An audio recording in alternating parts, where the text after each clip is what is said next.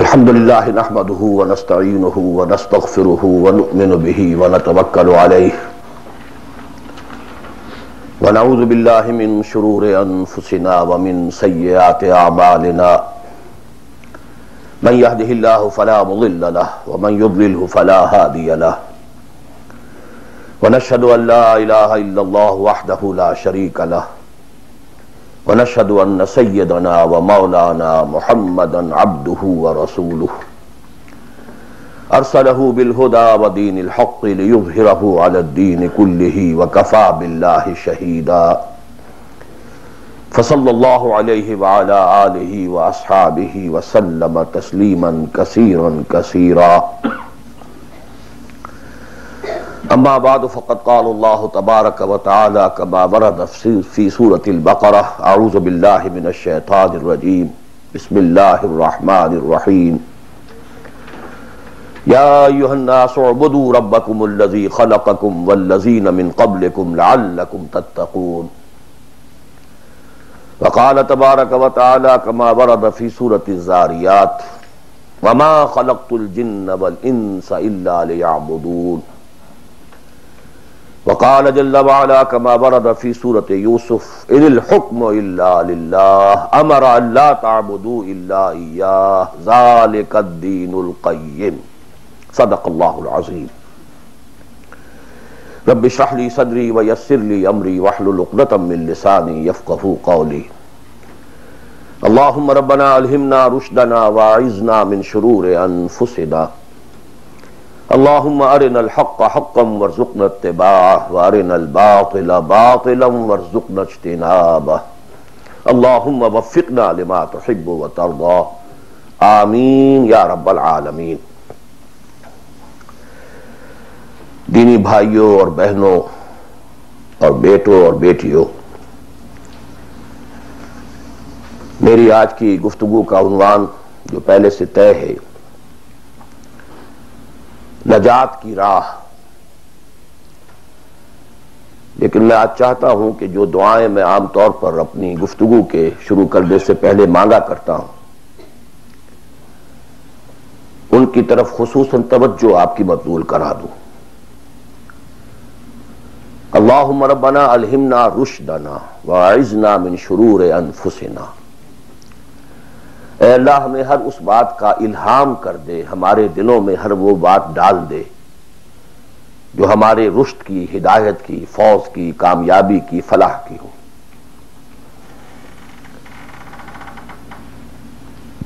اللہم ارنا الحق حقا وارزقنا اتباعہ، اے اللہ ہمیں حق کو حق دکھا، ہم اس میں دھوکہ نہ کھا جائیں، مغالطے میں نہ مبتلا ہو جائیں، اور اسے قبول کرنے کی، اختیار کرنے کی ہمیں توفیق عطا فرما۔ محض حق کو سمجھ لینا کافی نہیں ہے، بلکہ الٹا نقصان دہ ہے اگر اسے اختیار کرنے کے لیے انسان تیار نہ ہو۔ اللہم ارنا الحق حقا وارزقنا اتباعہ وارنا الباطل باطلا وارزقنا اجتنابہ، ہمیں باطل کو باطل ہی دکھا، ایسا نہ ہو کہ ہم غلطی سے باطل کو حق سمجھ بیٹھیں، اور اے اللہ ہمیں اس باطل سے اجتناب کرنے کی، اس سے بچنے کی ہمت عطا فرما۔ اللہم وفقنا لما تحب وترضى، اور اے اللہ ہمیں ہر اس کام کی توفیق عطا فرما جو تجھے پسند ہے اور جن سے تو راضی ہوتا ہے۔ یہ دعائیں آپ میں سے ہر شخص اچھی طرح شعوری طور پر اس وقت اپنے دل میں مانگ لیں اور پھر میری گفتگو کو سماعت فرمائیں۔ نجات کا لفظ جو میں نے استعمال کیا ہے وہ ان کئی الفاظ میں سے سب سے نچلی سطح کا لفظ ہے جنہیں قرآن مجید کامیابی کے لیے استعمال کرتا ہے۔ بہت سے الفاظ آپ نے سنے ہوں گے، فوز، اولئک ھم الفائزون، وہ کامیاب لوگ ہیں،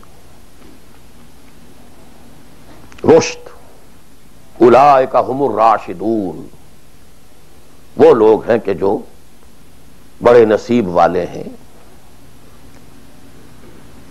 فلاح، اولئک ھم المفلحون، وہ ہیں اصل میں کہ جنہوں نے بلند ترین کامیابی حاصل کر لی. سعادت فَأَمَّا الَّذِينَ سُعِدُوا، ان میں سب سے نیچے کا لفظ ہے نجات. نجات سے اوپر ہے فوز، فوز سے اوپر ہے فلاح. یہ اس کی ہائر ڈگریز ہیں. جیسے کامیابی امتحانات میں ایک محض پاس ہو جانا ہے اور ایک اس میں اے گریڈز لے کر آنا ہے. یا ہمارے ہاں وہ ڈویژن شمار ہوتے ہیں، فرسٹ ڈویژن ہے، سیکنڈ ڈویژن ہے. تو یہ کئی اصطلاحات ہیں. فوز، فلاح، رشد، سعادت. سب سے کم سب سے نیچے، سب سے کم نجات. وَمَا لِي أَدْعُوكُمْ إِلَى النَّجَاةِ وَتَدْعُونَنِي إِلَى النَّارِ.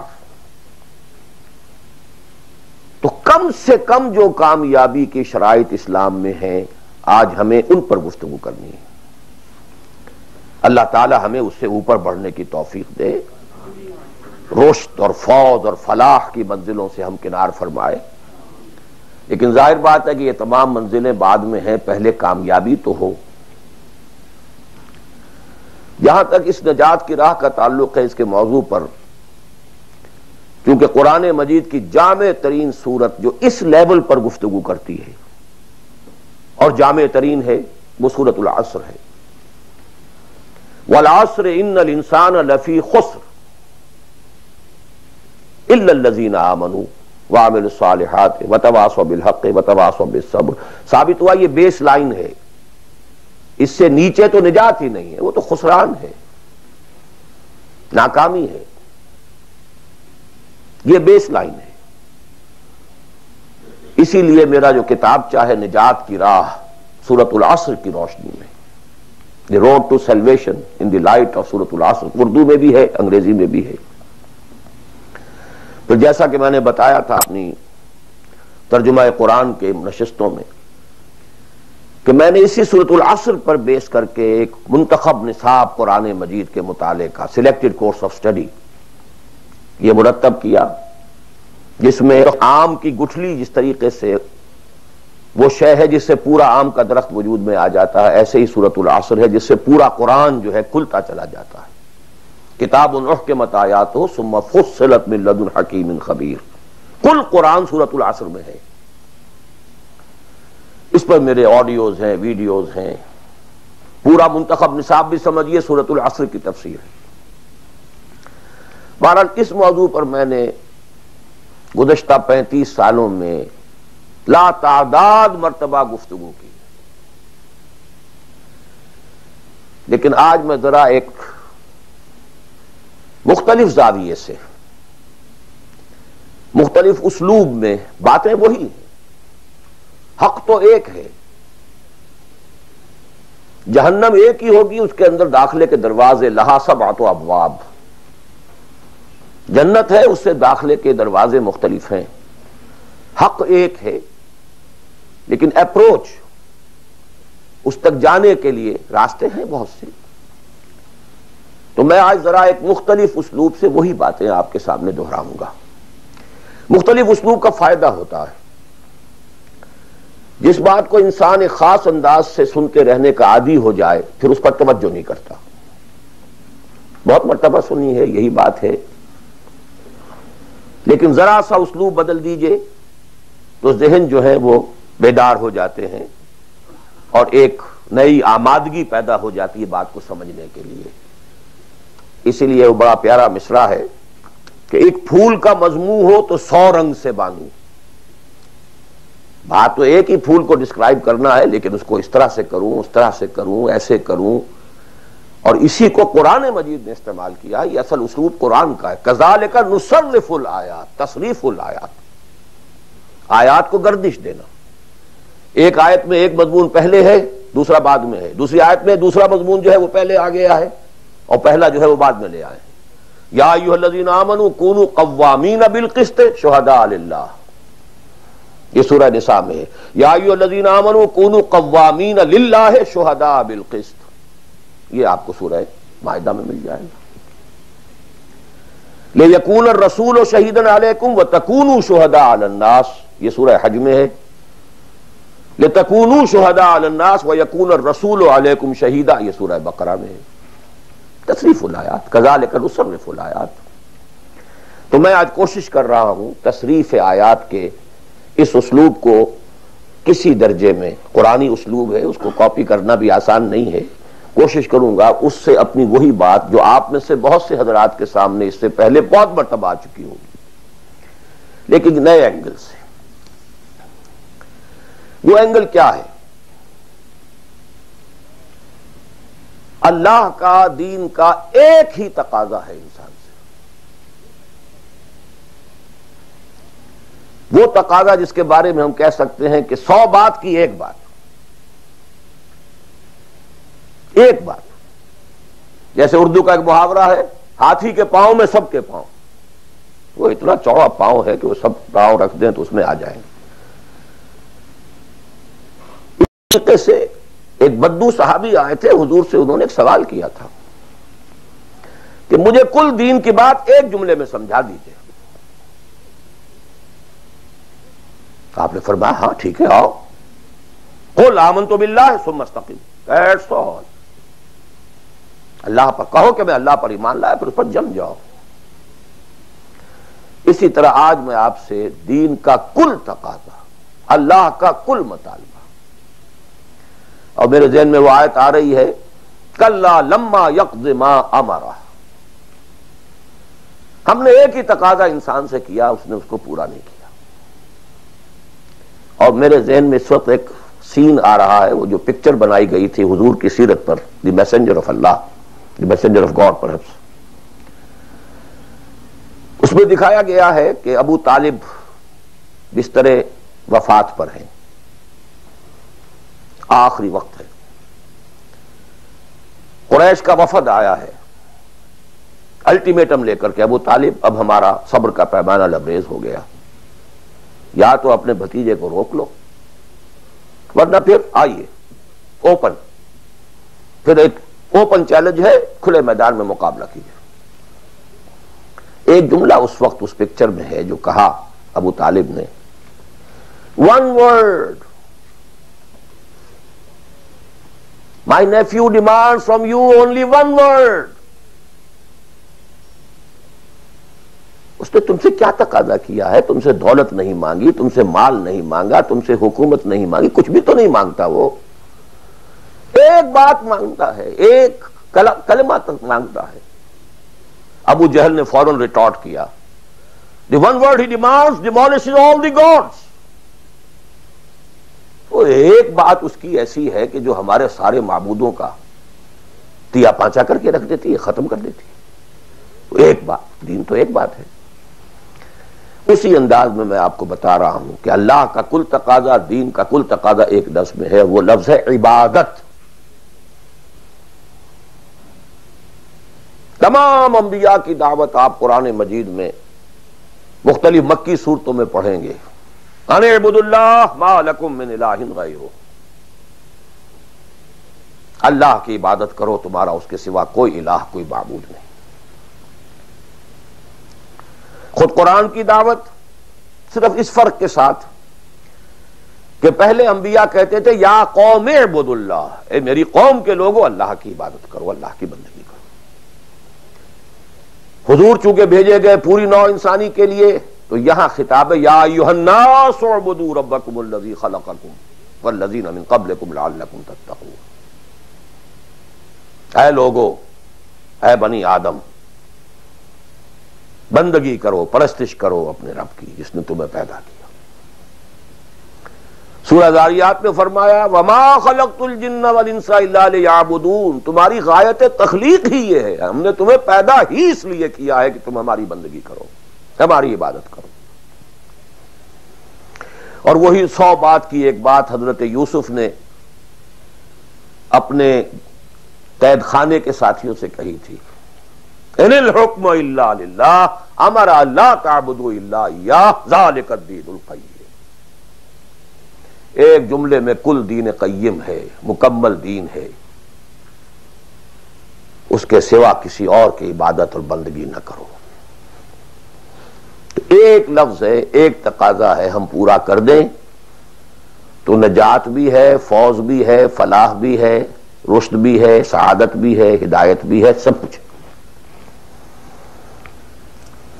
لیکن اب یہ کہ یہ عبادت ہے کیا؟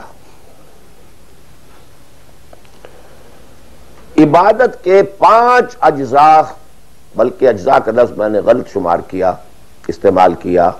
2 تو ہے لازمی اجزاء، لازمی، اور 3 اس کے ضمنی پہلو ہیں۔ تو 2 × 3 5۔ یہ 5 باتیں اگر یاد نہیں رہتی ہیں تو عبادت کا تصور آپ کا درست نہیں ہوگا۔ آخر کوئی اتنی بڑی بات ہے کہ تمام نبی اسی کی رٹ لگاتے رہے، اسی کی تکرار کرتے رہے۔ کوئی اتنی بڑی بات ہے کہ ابدی فوز و فلاح اور رشد اور سعادت اس کے ساتھ وابستہ ہے۔ کوئی بہت بڑی بات ہے، معمولی بات تو نہیں۔ ابدی جہنم اور ابدی جنت، کتنا فرق ہے، اور وہ اسی ایک لفظ کے ساتھ وابستہ ہے۔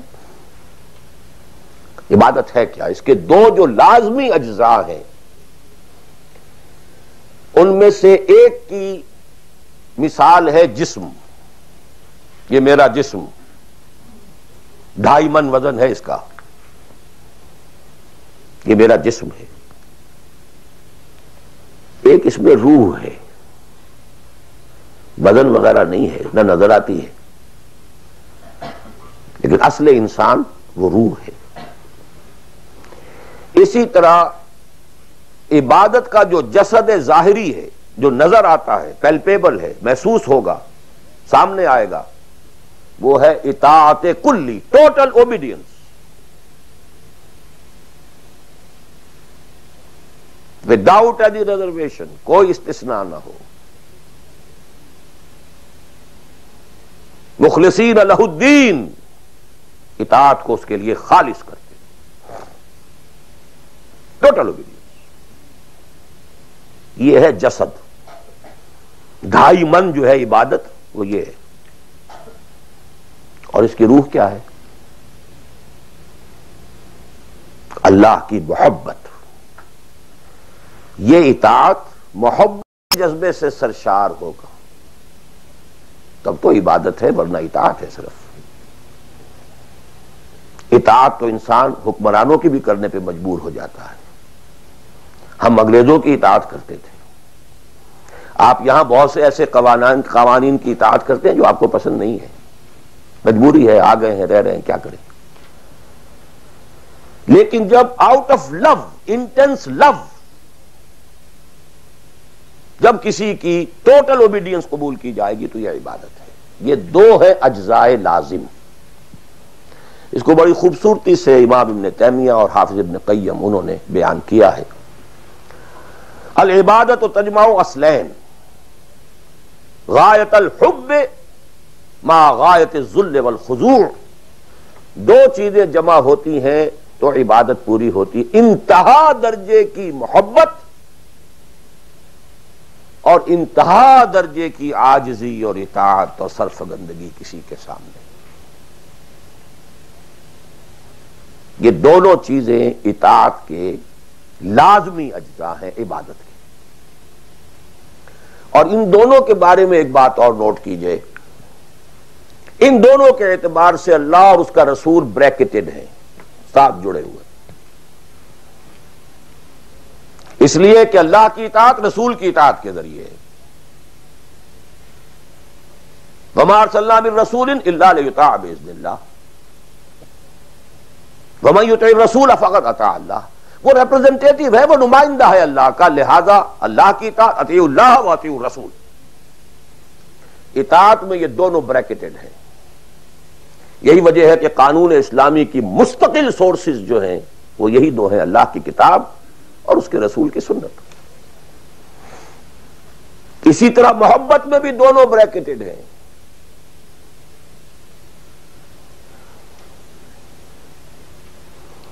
اللہ کی محبت، اس کے رسول کی محبت۔ والذین آمنوا اشد حبا للہ، شدید ترین، اشد۔ ایمان کا لازمی تقاضا یہ ہے کہ شدید ترین محبت آپ کے دل میں اللہ سے ہو۔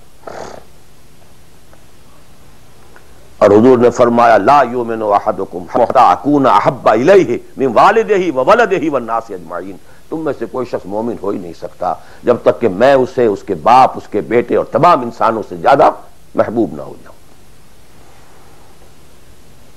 اطاعت اور محبت میں دونوں بریکٹڈ ہیں، اللہ کی اطاعت، رسول کی اطاعت، اللہ کی محبت، رسول کی محبت۔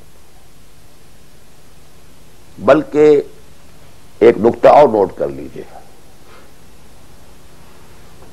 نظری طور پر بالا تر اطاعت اللہ کی ہے اور بالا تر محبت اللہ کی ہے، اور دوسرے درجے میں اطاعت رسول کی ہے اور دوسرے درجے میں محبت رسول کی ہے۔ عملاً ایک ہے نظری چیز، ایک ہے عملاً۔ عملاً اصلت اطاعت رسول کی ہے، اللہ کے اطاعت اس کے تابع ہے۔ کیوں؟ اللہ کا حکم بھی تو رسول نے دیا ہے، وہ بھی رسول کے منہ سے ہمیں اب تک پہنچا ہے۔ بمصطفیٰ برسا خیش را کے دی ہموس اگر بہو نہ رسیدی تمام بولا بیس۔ تو اطاعت تو بن گئی رسول کی، اصلا رسول ہی نے بتایا اللہ کا یہ حکم آیا تو ہم مان رہے ہیں۔ اسی طرح بڑا پیارا مصرع ہے اقبال کا، از خدا محبوب تر گردد نبی، اللہ سے بھی کہیں زیادہ محبوب ہو جاتا ہے اللہ کا نبی۔ اس کی وجہ بھی ہے، اللہ کا ہم کیا تصور کریں، اللہ کی فیلنگز کا ہمیں کیا اندازہ ہو سکتا ہے؟ کوئی فیلنگز ہے کیا ہے؟ رسول کو ہم ایک ہیومن بینگ کی حیثیت سے ویژولائز کر سکتے ہیں۔ رسول کو بھی چوٹ لگی تھی، دل پر چوٹ لگی تھی۔ رسول کے پاس بھی بیٹی آئی تھی، بڑی پیاری بیٹی، فاطمہ بضعۃ منی۔ ابا جان اب تو عام لوگوں کے ہاں بڑی فراوانی ہو گئی ہے، ذرا یہ دیکھیے میرے ہاتھوں پر گٹے پڑے ہوئے ہیں چکی پیسنے کی وجہ سے، میرے کندھے کے اوپر نشان پڑ گئے ہیں، مشکیزے میں پانی بھر کر لاتی ہوں، مجھے بھی کوئی کنیز، کوئی غلام عنایت ہو جائے۔ ہم پوری طرح ویژولائز کر سکتے ہیں کیا فیلنگ ہوگی محمد کی اس وقت صلی اللہ علیہ وسلم۔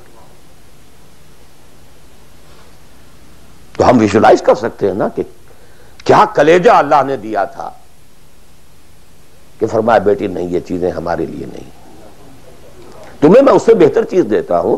33 مرتبہ سبحان اللہ، 33 مرتبہ الحمدللہ، 33 مرتبہ اللہ اکبر ہر نماز کے بعد کہہ لیا کرو، یہ کہیں زیادہ بڑی قیمتی شے۔ ہم محسوس کر سکتے ہیں کہ رسول کے دل پر کیا بیتی تھی جب حضرت حمزہ کی اعضا بریدہ لاش سامنے آئی ہے کہ ناک کٹی ہوئی ہے، کان کٹے ہوئے، پیٹ چاک ہے، کلیجہ باہر نکلا ہوا، اسے چبایا گیا۔ But what is feelings؟ اور کیا پہاڑ جیسا دل اللہ نے دیا تھا، کیسے جبر کیا ہے، کیسے صبر کیا ہے۔ اگرچہ ایک وقت میں آ کر بات ظاہر ہو گئی، جب مدینے میں واپس پہنچے ہیں اور انصار کے گھروں سے عورتوں کے بین کرنے کی، ماتم کرنے کی آوازیں آئیں تو الفاظ نکل گئے اما حمزہ تو فلا بواکی لہو، ہائے حمزہ کے لیے تو کوئی رونے والی بھی نہیں ہے۔ حمزہ مہاجر ہے، یہاں حمزہ کا کون رشتہ دار، کون عورتیں رشتہ دار ہیں اس کی جو اس کا ماتم کریں گی؟ ہاں مکے میں ہوتا حمزہ عبد المطلب کا بیٹا اور یہ حادثہ ہوا ہوتا تو پورے مکے میں کوہرام ہوتا۔ آخر فیلنگز تھے کہ نہیں؟ اس لیے از خدا محبوب تر گردد نبی۔ بہرحال یہ دو چیزیں، میں نہیں چاہتا کہ بات زیادہ دور نکلے، کلیئر کٹ ہمیں آگے چلنا ہے۔ ایک تقاضا، 100 بات کی ایک بات، عبادت کرو خالصتاً اللہ کی۔ عبادت کے دو اجزاء لازم، اطاعت کلی، absolute obedience, total obedience, without any reservation, without any exceptions, کوئی استثناءات نہ ہو۔ زندگی کا ہر گوشہ، زندگی کا ہر پہلو، ظاہری ہو، باطنی ہو، داخلی ہو، خارجی ہو، انفرادی ہو، اجتماعی ہو، آئلی ہو، قومی ہو، سیاسی ہو، ہر اعتبار سے اللہ کی اطاعت، اور یہ اطاعت ہو اللہ کی محبت کے جذبے سے سرشار ہو کر، اور ان دونوں چیزوں میں اللہ کے ساتھ نظری طور پر، ثانوی طور پر، عملاً اولاً محبت رسول اور اطاعت رسول شامل ہے۔ تین چیزیں ضمنی ہیں، اور یہ ضمنی چیزیں ایکسکلوسیو اللہ کے لیے، خالص اللہ کے، یہ رسول کے لیے نہیں۔ نمبر ایک، تعظیم کے کچھ مظاہر ہیں، سجدہ کرنا، قنوت، تعظیماً کسی کے سامنے کھڑے ہونا، ہاتھ باندھ کر، کندھے جھکا کر، یہ قنوت کہلاتا ہے۔ کھڑے ہونا تعظیماً، جھکنا تعظیماً، جس میں رکوع بھی ہے سجدہ بھی ہے، مطلقاً حرام کسی کے لیے بھی، یہ صرف اللہ کے لیے۔ یہ مینیفیسٹیشنز ہیں اس کی، عبادت کا مظہر ہے۔ فَقُومُوا لِلَّهِ قَانِتِينَ، اللہ کے سامنے کھڑے رہا کرو، سجدہ کرو، یہ اللہ کے سوا کسی کے۔ نمبر دو، دعا صرف اللہ سے، نہ کسی نبی سے، نہ کسی رسول سے، نہ کسی فرشتے سے، نہ کسی اولیاء اللہ سے، نہ کسی بزرگ شخصیت سے، کسی سے نہیں۔ لا تدعو مع اللہ احدا، رسول سے بھی نہیں۔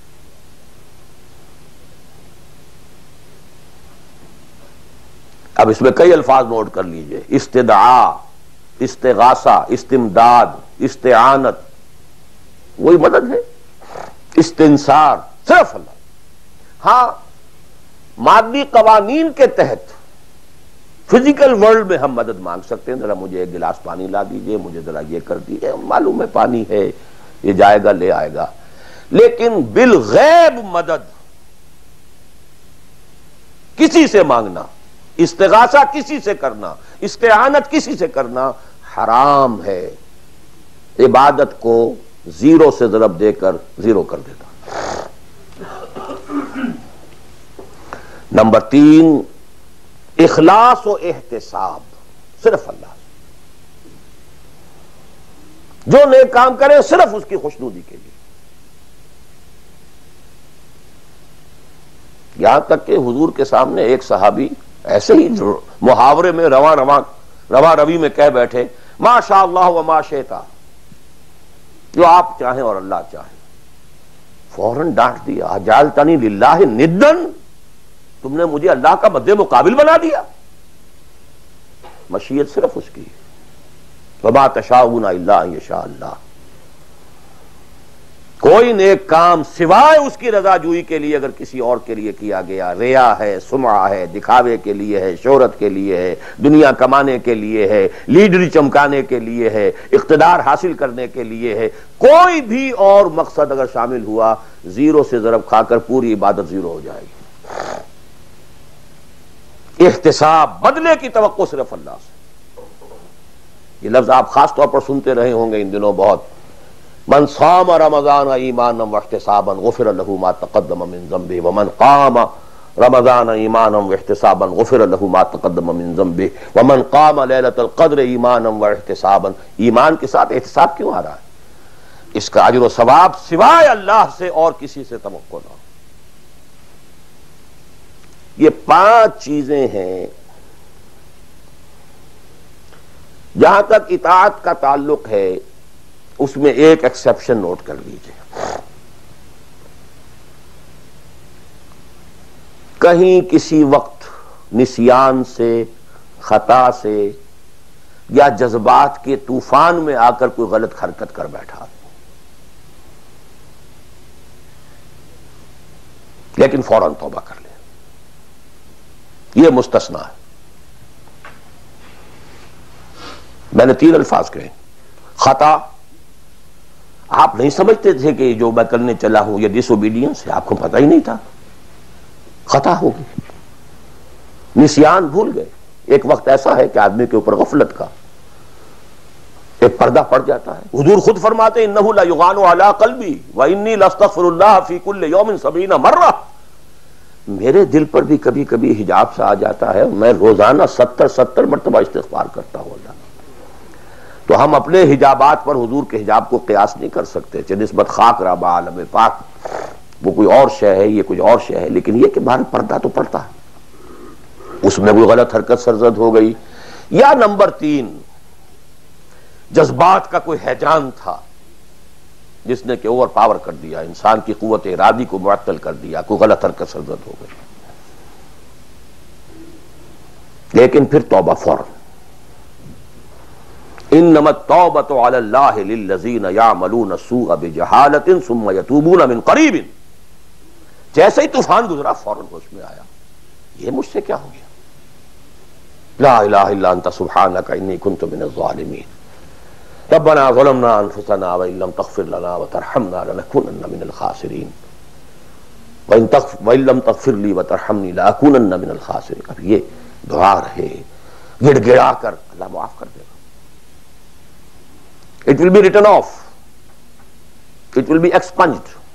محو کر دیا جائے گا. یکفر عنہ سیئاتہ، اس کے معنی یہی ہے. ہاں اس کے برعکس اگر ایک گناہ بھی جان بوجھ کر مستقلاً کرتے رہے، ایک، باقی ساری 99% عبادت ہو رہی ہے، ایک حرام شے کو اپنے لیے حلال ٹھہرا لیا، شعوری طور پر، ارادی طور پر، مداومت کے ساتھ اس کے اوپر ڈیرے جما لیے، وہ ایک گناہ جو ہے وہ پوری عبادت کو زیرو سے ضرب دے کر زیرو کر دے گا، اور خلود فی النار، آگ میں ہمیشہ رہنے کی وعید. بلا من کسب سیئۃ واحاطت بہ خطیئتہ فاولئک اصحاب النار هم فیہا خالدون. ان پوائنٹس کو اچھی طرح نوٹ کیجئے. خطا خطا میں فرق ہے، گناہ گناہ میں فرق ہے. ایک گناہ غیر شعوری طور پر ہو گیا، خطا سے ہو گیا، نسیان سے ہو گیا، وقتی طوفان جذبات کا، کسی ایسی محفل میں تھے، مجلس میں تھے، کھو گئے، غلطی ہو گئی، فوراً متنبہ ہو گئے فوراً. یہ اور ہے. جیسے کہ آدمی، مجھے اچھی طرح یاد ہے ایک مرتبہ، اور میں بھولتا نہیں اس واقعے کو، میں میڈیکل کالج میں پڑھ رہا تھا تو ایک سائیکل پر جا رہا تھا کالج، اور سلپری تھی روڈ. جب سائیکل سلپ کرتی ہے تو پتہ نہیں چلتا میں کب گر گیا.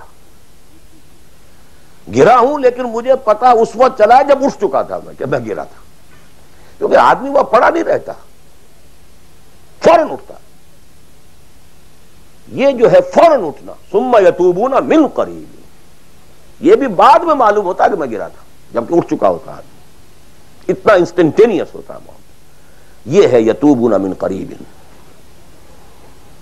اور اس کو اللہ نے اپنے ذمے، انما التوبۃ علی اللہ، اللہ کے ذمے ہے یہ کہ وہ ایسے شخص کی توبہ قبول کرے.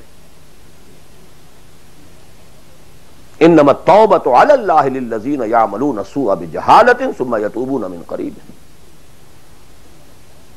بہرحال یہ ایک اس کی ضمنی بات تھی کہ اطاعت کلی کے ضمن میں ان دونوں چیزوں کو ذہن میں رکھیے. گناہ کا ہو جانا، کل بنی آدم خطاؤون وخیر الخطائین التوابون، التائب من الذنب کمن لا ذنب لہ. بہت اس میں ہمارے لیے پر امید باتیں کہی گئی. اللہ کو اپنے گناہگار بندے کی توبہ سے اتنی ہی خوشی ہوتی ہے جتنی کہ اس شخص کو ہوئی جو ایک صحرا میں سفر کر رہا تھا.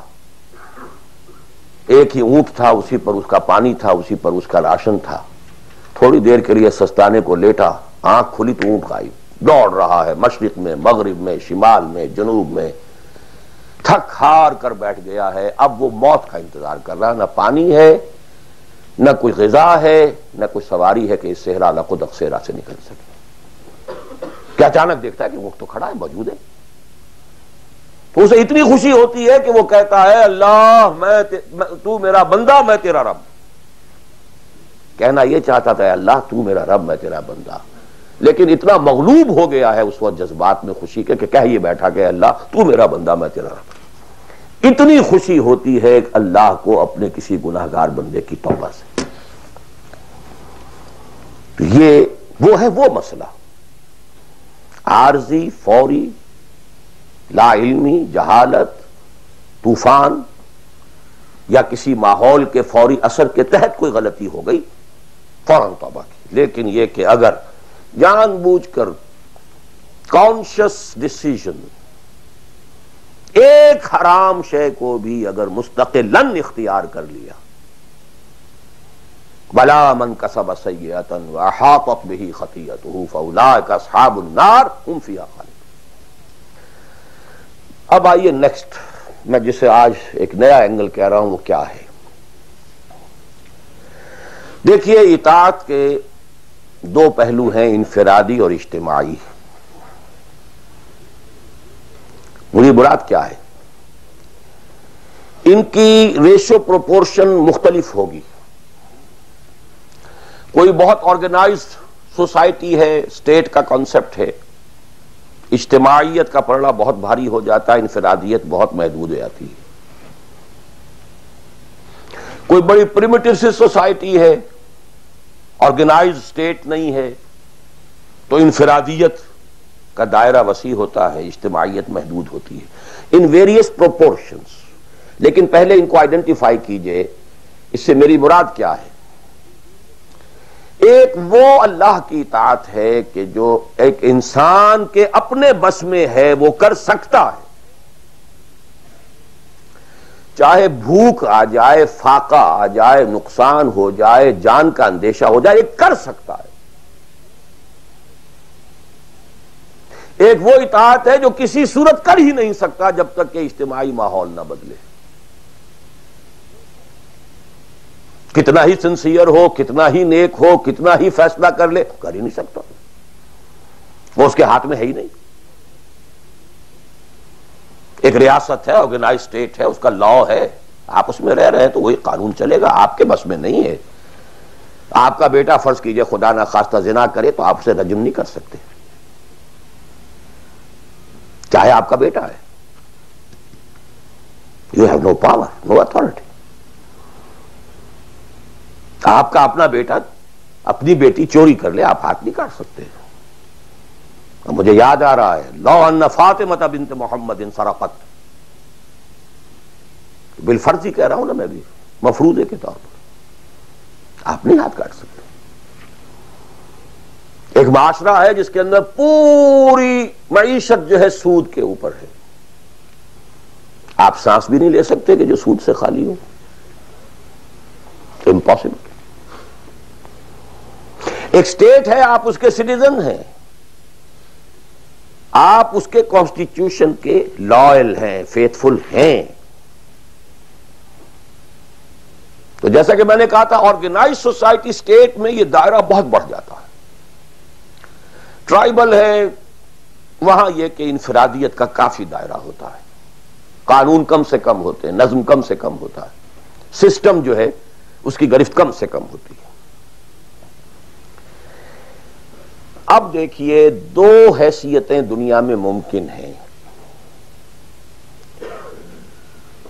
ایک انتہائی خوش بختی کی، انتہائی خوش قسمتی کی کہ ایک انسان ایک ایسے ماحول میں پیدا ہو گیا ہے یا وہ ہجرت کر کے ایسے ماحول میں چلا گیا ہے جہاں ٹوٹل دین غالب ہے،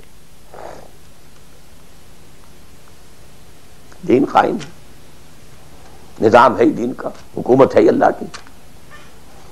وہاں جا کر انسان کتنا how it is he will feel. No friction.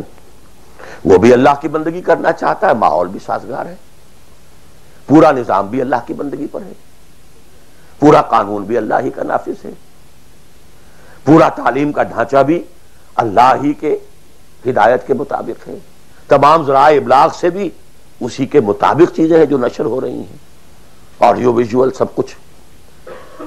انتہائی خوش قسمتی، موسٹ فارچونیٹ کہ ایک انسان ایسے ماحول میں ہو. لیکن فرض کیجئے کہ وہ ایسے ماحول میں ہے جہاں اللہ کا دین غالب نہیں، بہت محدود سا حصہ ہے جس میں وہ اللہ کا حکم مان سکتا ہے. نماز وہ پڑھ سکتا ہے, روزہ رکھ سکتا ہے, کوئی نہیں روکتا. اسرائیل میں بھی جا کے پڑھ لیجئے نماز اور روزہ, امریکہ میں کر لیجئے, بھارت میں کر لیجئے, کوئی نہیں روکتا. نو وے.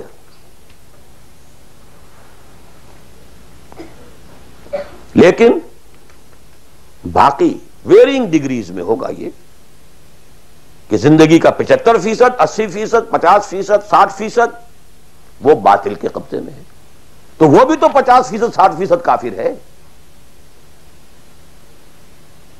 is a part and parcel of that environment, of that system. قرآن کے تینوں فتوے اس پر بھی تو لگ رہے ہیں. وَمَن لَّمْ يَحْكُم بِمَا أَنزَلَ اللَّهُ فَأُولَٰئِكَ هُمُ الْكَافِرُونَ وَمَن لَّمْ يَحْكُم بِمَا أَنزَلَ اللَّهُ فَأُولَٰئِكَ هُمُ الْفَاسِقُونَ وَمَن لَّمْ يَحْكُم بِمَا أَنزَلَ اللَّهُ فَأُولَٰئِكَ هُمُ الظَّالِمُونَ.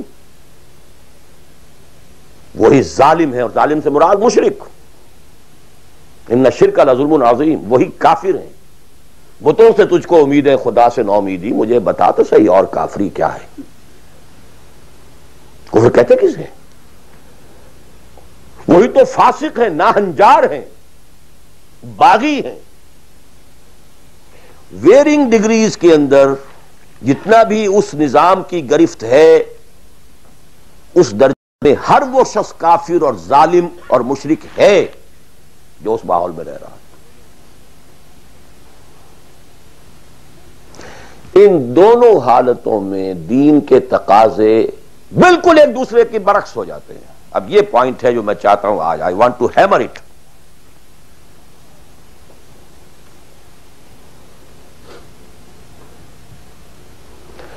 اگر آپ خلافت راشدہ کے دوران پیدا ہو گئے ہوتے, موسٹ فارچونیٹ, موسٹ ایزی.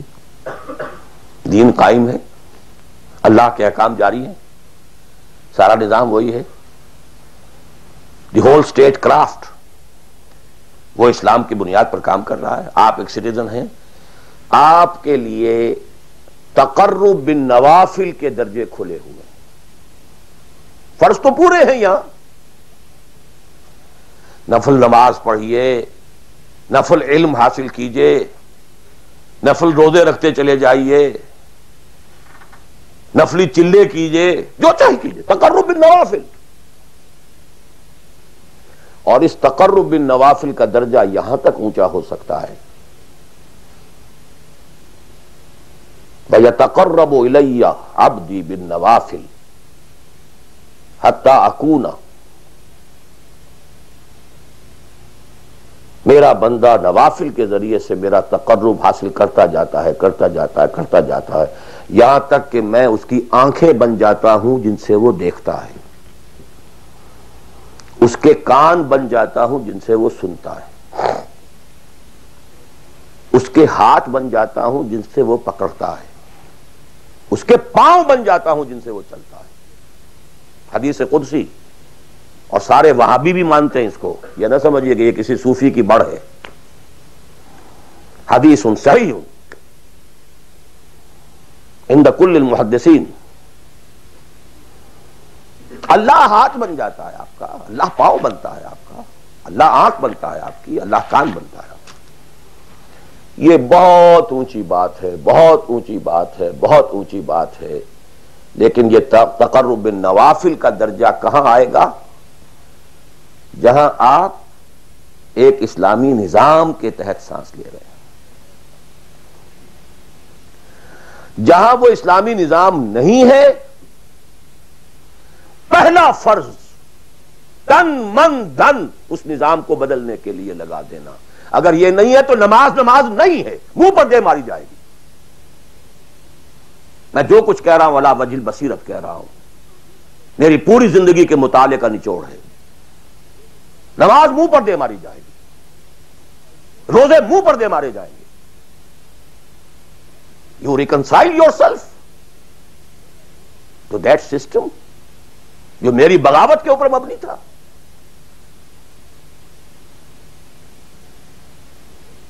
پہلا فرض یہ تن من دھن. You can not reconcile with that system, you can not accept that system. اس میں اپنے آپ کو ایکوموڈیٹ کرنا، اس میں اچھے کیریئر تلاش کرنا، اس میں اچھی جائیداد بنانا، اس میں پیسہ جمع کرنا، اس میں اچھی سے اچھی بچوں کو ایجوکیشن تاکہ بہتر سے بہتر زندگی وہ بھی گزار سکیں، سب کا سب حرام، مطلقاً حرام۔ پہلا کام یہ ہے اپنی جان، اپنا مال، اپنا تن، اپنا دھن سب اللہ کے دین کے لیے خرچ کرو۔ سب سسٹمز لیول کے اوپر صرف جان کو باقی رکھنے کے لیے جو ناگزیر ہے، that is allowed, nothing more. This is the point, crucial point. اب ہمارے سامنے حدیثیں ہوتی ہیں اور وہ سارے فضائل کی کتابیں ہیں اور یہ ہیں جن کا تعلق اس ماحول سے تھا جبکہ دین قائم ہو چکا تھا، اس کانٹیکسٹ میں باتیں ہو رہی ہیں، نفل کی بات ہو رہی ہے اور قیام اللیل کی بات ہو رہی ہے اور جو ہے ختم قرآن کی بات ہو رہی ہے، اور اگر فجر کے بعد بیٹھے رہے مصلے پر اور 2 رکعت پڑھ کر اٹھے جبکہ سورج نکل چکا ہے تو اب یہ اتنا اونچا ثواب، یہ ساری باتیں، all these things become absolutely irrelevant. The deciding factor is دین غالب ہے، ٹھیک ہے، چلو نوافل کی طرف، قرات کی طرف چلو، جتنا آگے سے آگے یتقرب الی العبد بالنوافل، ورنہ تقرب بالفرائض پہلے فرض کرنے ہوں گے، اور فرضوں میں پہلا فرض جہاد ہے۔ Now please note this word, جہاد اصل میں اس جد و جہد کا جامع عنوان ہے، your struggle against that system. لہذا انما المؤمنون الذين آمنوا بالله ورسوله ثم لم يرتابوا وجاهدوا باموالهم وانفسهم في سبيل الله. Integral part of the definition of a مومن. اگر زندگی اس سے خالی ہے یا اتنی ہے، بس جتنی ہو جائے نفل کے درجے میں، اصل وقت اصل دھارا بہ رہا ہے دنیا کی طرف، دنیا کے حصول کے لیے، جتنا پھیل سکیں، جتنا پھل سکیں، جتنا پھول سکیں، جتنی جڑیں گہری جما سکیں، جتنا کچھ اولاد کے لیے چھوڑ کر مر سکیں، جتنا اولاد کو زیادہ سے زیادہ دنیا کی سہولتیں دینے حاصل کرنے کے قابل بنا کر جا سکیں، ساری تو توانائیاں اور ساری قوتیں اور ساری صلاحیتیں اور سارے اوقات تو کپے ہوئے اس میں۔ اچھا آپ کو تھوڑا سا دین کا کام بھی، آخر دھوکہ تو اپنے آپ کو دینا ہی ہے نا۔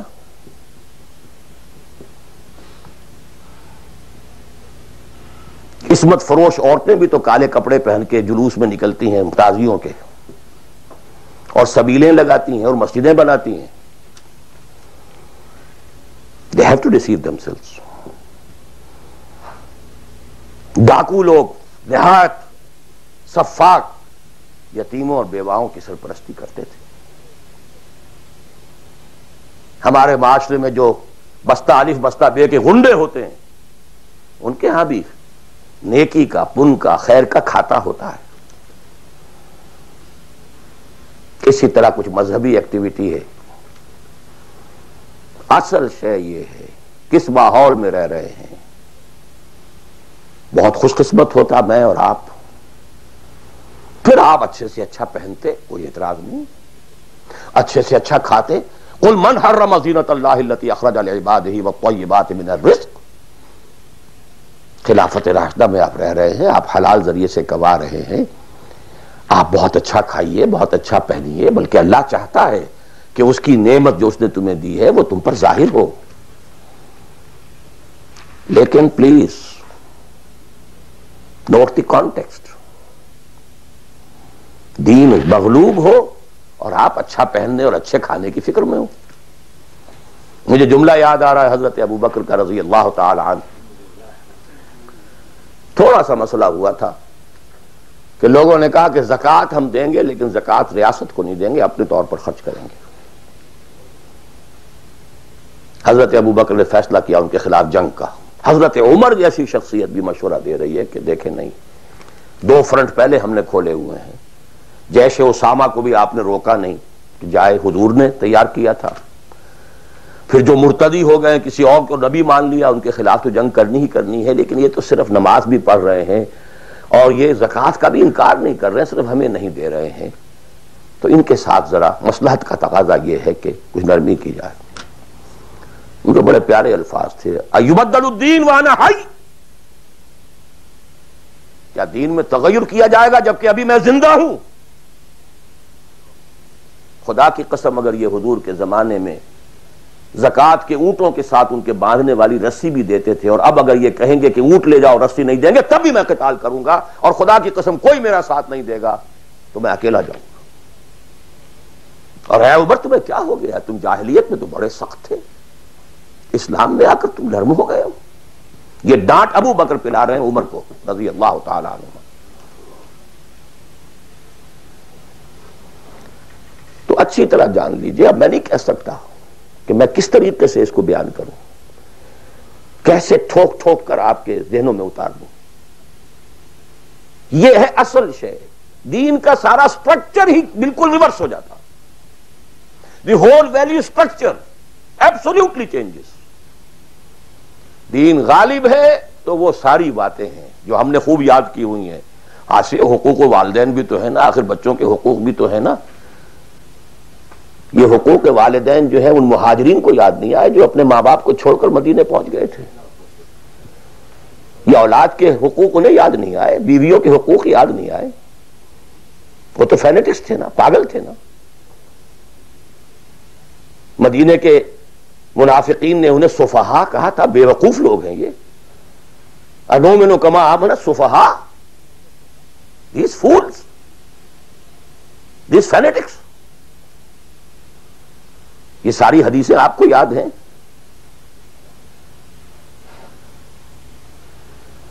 فرق ہے، اسلام غالب ہے تو مسئلہ کچھ اور ہے۔ اچھا کھائیں، اچھا پہنیں، نوافل ہے، نوافل پر نوافل ہے، جتنی ترقی کیجئے، دنیا میں کرنا چاہیں دنیا میں کیجئے، روحانی ترقی کرنا چاہیں روحانی ترقی کیجئے، سارے میدان کھلے ہیں۔ علم میں، پروفیشن میں، کسی خاص فن میں ترقی کرنا چاہے کیجئے۔ دین غالب نہیں ہے، اور آپ خود 50%، 60%، 70%، 90% کافر ہیں، اس لیے کہ اس ماحول کا جز ہیں جس میں کفر کا نظام ہے۔ تو پہلا کام تو اپنے آپ کو اس کفر سے نجات دلانا ہوگا، پھر نماز بھی اسی کے لیے ہے۔ وَاسْتَعِينُوا بِالصَّبْرِ وَالصَّلَاةِ، مدد حاصل کرو نماز سے۔ کس کام کے لیے مدد حاصل کرو؟ the mission to make the deen of Allah supreme، ان اقیموا الدین۔ نماز اس کے لیے سب سروینٹ ہے، اس کے لیے مدد ہے۔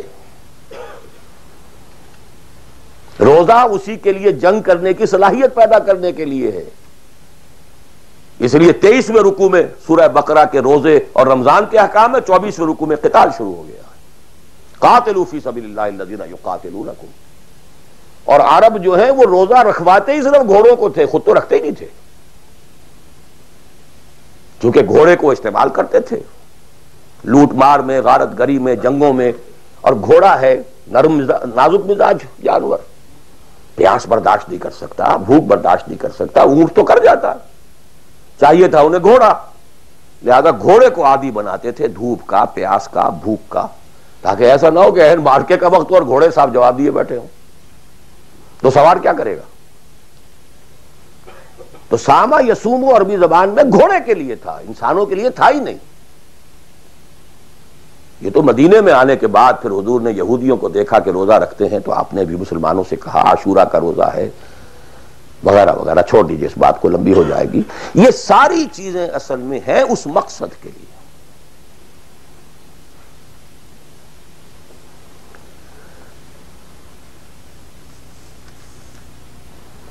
اب دیکھیے کہ اب پریکٹیکلی ہم آتے ہیں مسئلے کے اوپر۔ آئی ہوپ میں اس سے زیادہ میں کر نہیں سکتا، میرے لیے ممکن نہیں ہے کہ میں اپنے احساسات کو جیسے کہ میرے ہیں آپ تک منتقل کر دوں۔ اور میں جانتا ہوں ایسے لوگوں کو جو 30 برس سے مجھے سن رہے ہیں اور یہ ساری باتیں سن رہے ہیں اور ٹس سے بس نہیں ہوتے۔ زمیں جنبت نہ جنبت گل محمد، ان کا وہی کانسیپٹ ہے. اس لیے کہ یہ کانسیپٹ 1400 برس میں جا کر جو ہے مکمل ہوا ہے، پختہ ہو گیا. 30 برس تھے خلافت راشدہ کے، اس کے بعد ڈاؤن فال، کانسیپٹ سٹارٹڈ چینجنگ. دین مذہب بنتا چلا گیا، سارا ایمفیسس نماز روزے حج عبادت پر ہو گیا، دین کا تصور ہی ختم. اور پھر ہم میں سے جو لوگ غلام رہے وہ تو اتنے خوگر ہو گئے کہ ملا کو جو ہے ہند میں سجدے کی اجازت، ناداں یہ سمجھتا ہے کہ اسلام ہے آزاد. بہت بڑے عالم دین نے کہا تھا یہ کہ ہمیں کوئی ایسا کام نہیں کرنا چاہیے جو ہماری حکمرانوں کو، انگریزوں کو پریشانی کا موجب بن جائے، اس لیے کہ انہوں نے ہمیں مذہبی آزادی دی ہوئی ہے. ہمارے نماز پڑھنے پہ کوئی قدغن نہیں ہے، ہمارے روزہ رکھنے پہ قدغن نہیں ہے، حج کرنے پہ قدغن نہیں ہے، لہذا we should be loyal to them. ملا کو جو ہے ہند میں سجدے کی اجازت، ناداں یہ سمجھتا ہے کہ اسلام ہے آزاد. یہ کانسیپٹ اتنے پختہ ہو چکے ہیں، اتنے پختہ ہو چکے ہیں. ریچولزم، رسومات، رہ گئی رسم ازاں روح بلالی نہ رہی، فلسفہ رہ گیا تلقین غزالی نہ رہی. نماز و روزہ و قربانی و حج یہ سب باقی ہیں، تو باقی نہیں.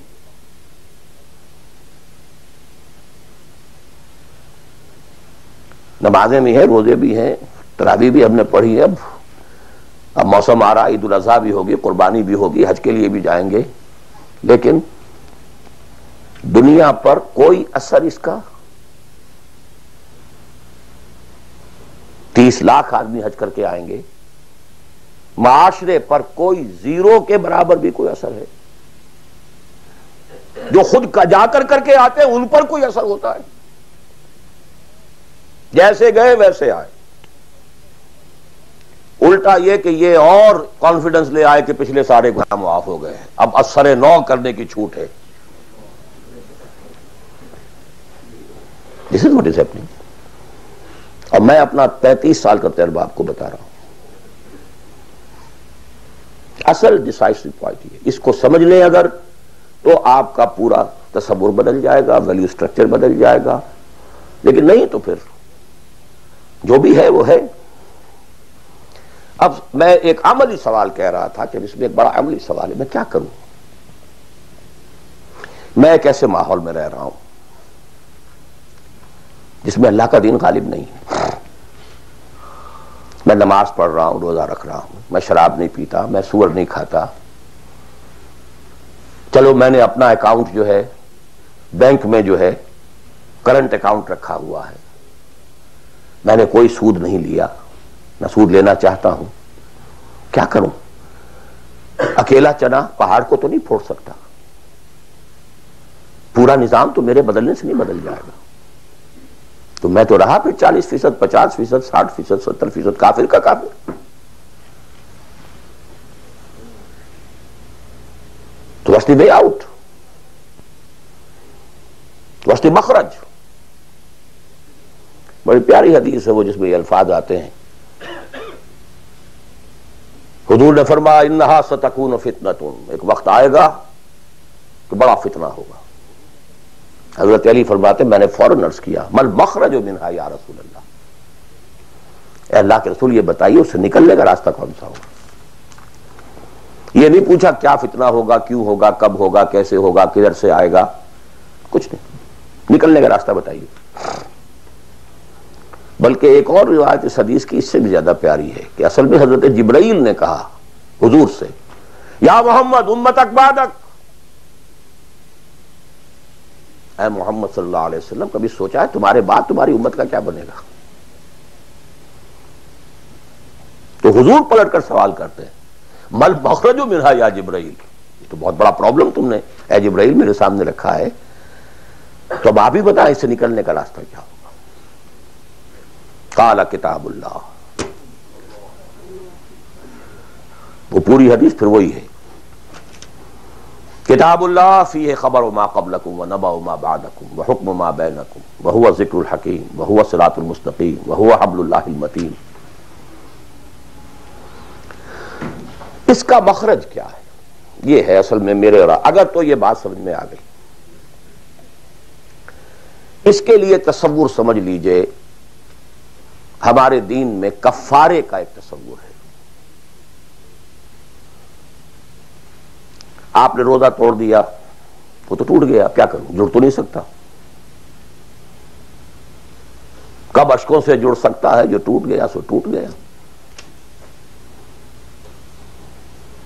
موتی ہو کہ شیشہ جام کے بل، جو ٹوٹ گیا سو ٹوٹ گیا. تم ناحق ٹکڑے چن چن کر دامن میں چھپائے بیٹھے ہو، شیشوں کا مسیحا کوئی نہیں، کیا آس لگائے بیٹھے. وہ تو ٹوٹ گیا، لیکن اس کا کفارہ دے دیا گیا. کفارہ ہے. قسم کھائی تھی، یہ نہیں ہے کہ اب توڑ نہیں سکتے، غلط کھا بیٹھے، توڑو. کفارہ. آج میں اس لفظ کفارہ کے حوالے سے آپ کے سامنے وہ بات رکھ رہا ہوں. اب مجھے اللہ نے پیدا کر دیا اس دور میں، کسی کو ہندوستان میں پیدا کیا، کسی کو انگلستان میں کیا ہے، کسی کو امریکہ میں کیا ہے، کسی کو پاکستان میں کیا ہے، کچھ کو پاکستان پہنچا دیا ہے، چاہے زبردستی چاہے اپنی مرضی سے، کسی کو یہاں پہنچا دیا ہے چاہے کسی بھی نیت اور کسی بھی ارادے سے. لیکن اب ہے کہیں ہے، کیا کریں. کوئی کفارہ ہونا چاہیے، کوئی مخرج ہونا چاہیے، بس یہی کفارہ ہے. پھر نوٹ کر لیجئے، اس ماحول سے سوائے سبسسٹنس لیول کے اور کچھ حاصل مت کرو، اور اس سبسسٹنس لیول پر بھی جو کچھ تم نے کھایا پیا ہے اور سانس لیا ہے، جو انرجی کریٹ ہوئی ہے، اس کا میکسیمم اس جہاد میں صرف کر دو کہ اس نظام کو بدلو. تمہاری یہ جد و جہد، تمہاری یہ کوشش کفارہ بن جائے گی اس کا. معذرتاً الی ربکم، معذرت پیش کر سکو گے اللہ کے. اے اللہ میں نے اس نظام کے ساتھ ریکنسائل نہیں کیا. اے اللہ میں نے اپنی توانائیوں اور اپنی محنتوں سے نہ اپنے لیے کوئی جاگیر بنائی، نہ اپنے لیے جائیداد بنائی. اے اللہ میں کوئی دولت چھوڑ کر نہیں مرا. اے اللہ میں نے اپنے بچوں کو بھی اسی کام کے لیے لگا دیا تھا. میں نے ان کی دنیا سے بڑھ کر ان کی عاقبت کی فکر کی ہے. نہیں کر سکا، آگے کچھ نہیں ہو سکا تو میں بے بس ہوں.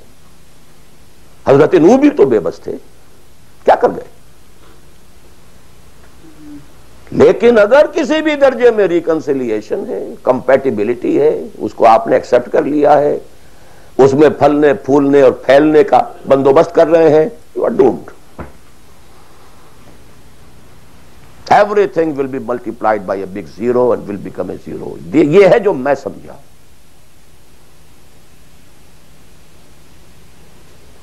اس کا نام ہے جہاد. کانسٹنٹ فرکشن، کانسٹنٹ اسٹرگل، جان مال. ان صلاتی و نسکی و محیای و مماتی للہ رب العالمین. میری زندگی کا مقصد تیرے دین کی سرفرازی، میں اسی لیے مسلمان، میں اسی لیے نمازی.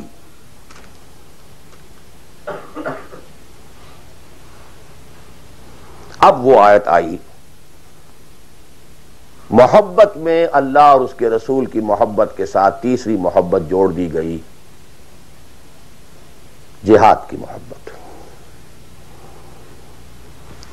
اللہ کی محبت، اس کے رسول کی محبت، اس کے راہ میں جہاد کی محبت. یہ تین محبتیں جتنی بھی ہیں تمہارے اندر، ایک پٹڑے میں ڈال لو اور 8 محبتیں دوسرے پٹڑے میں ڈال لو. باپ کی محبت، بیٹے کی محبت، بھائی کی محبت، بیوی کی محبت، اور کی محبت، اور رشتہ داروں کی محبت، جائیداد کی محبت، کاروبار کی محبت، مال کی محبت. 8 3 قل ان کان آباؤکم وابناؤکم واخوانکم وازواجکم وعشیرتکم واموال اقترفتموها وتجارۃ تخشون کسادها ومساکن ترضونها. 8 محبتیں ادھر. احب الیکم من اللہ ورسولہ وجہاد فی سبیلہ. اگر یہ 8 محبتیں زیادہ بھاری ہیں تمہارے دل میں اللہ کی محبت سے، اس کے رسول کی محبت سے، اس کی راہ میں جہاد کی محبت سے، فتربصوا، جاؤ دفع ہو جاؤ. حتی یاتی اللہ بامرہ، یہاں تک کہ اللہ اپنا فیصلہ سنا دے. واللہ لا یہدی القوم الفاسقین، اللہ ایسے ناہنجاروں کو بالکل ہدایت نہیں دیتا. You deserve no guidance. کہتے رہیے اللہم اہدنا فیمن ہدیت، پڑھتے جائیے.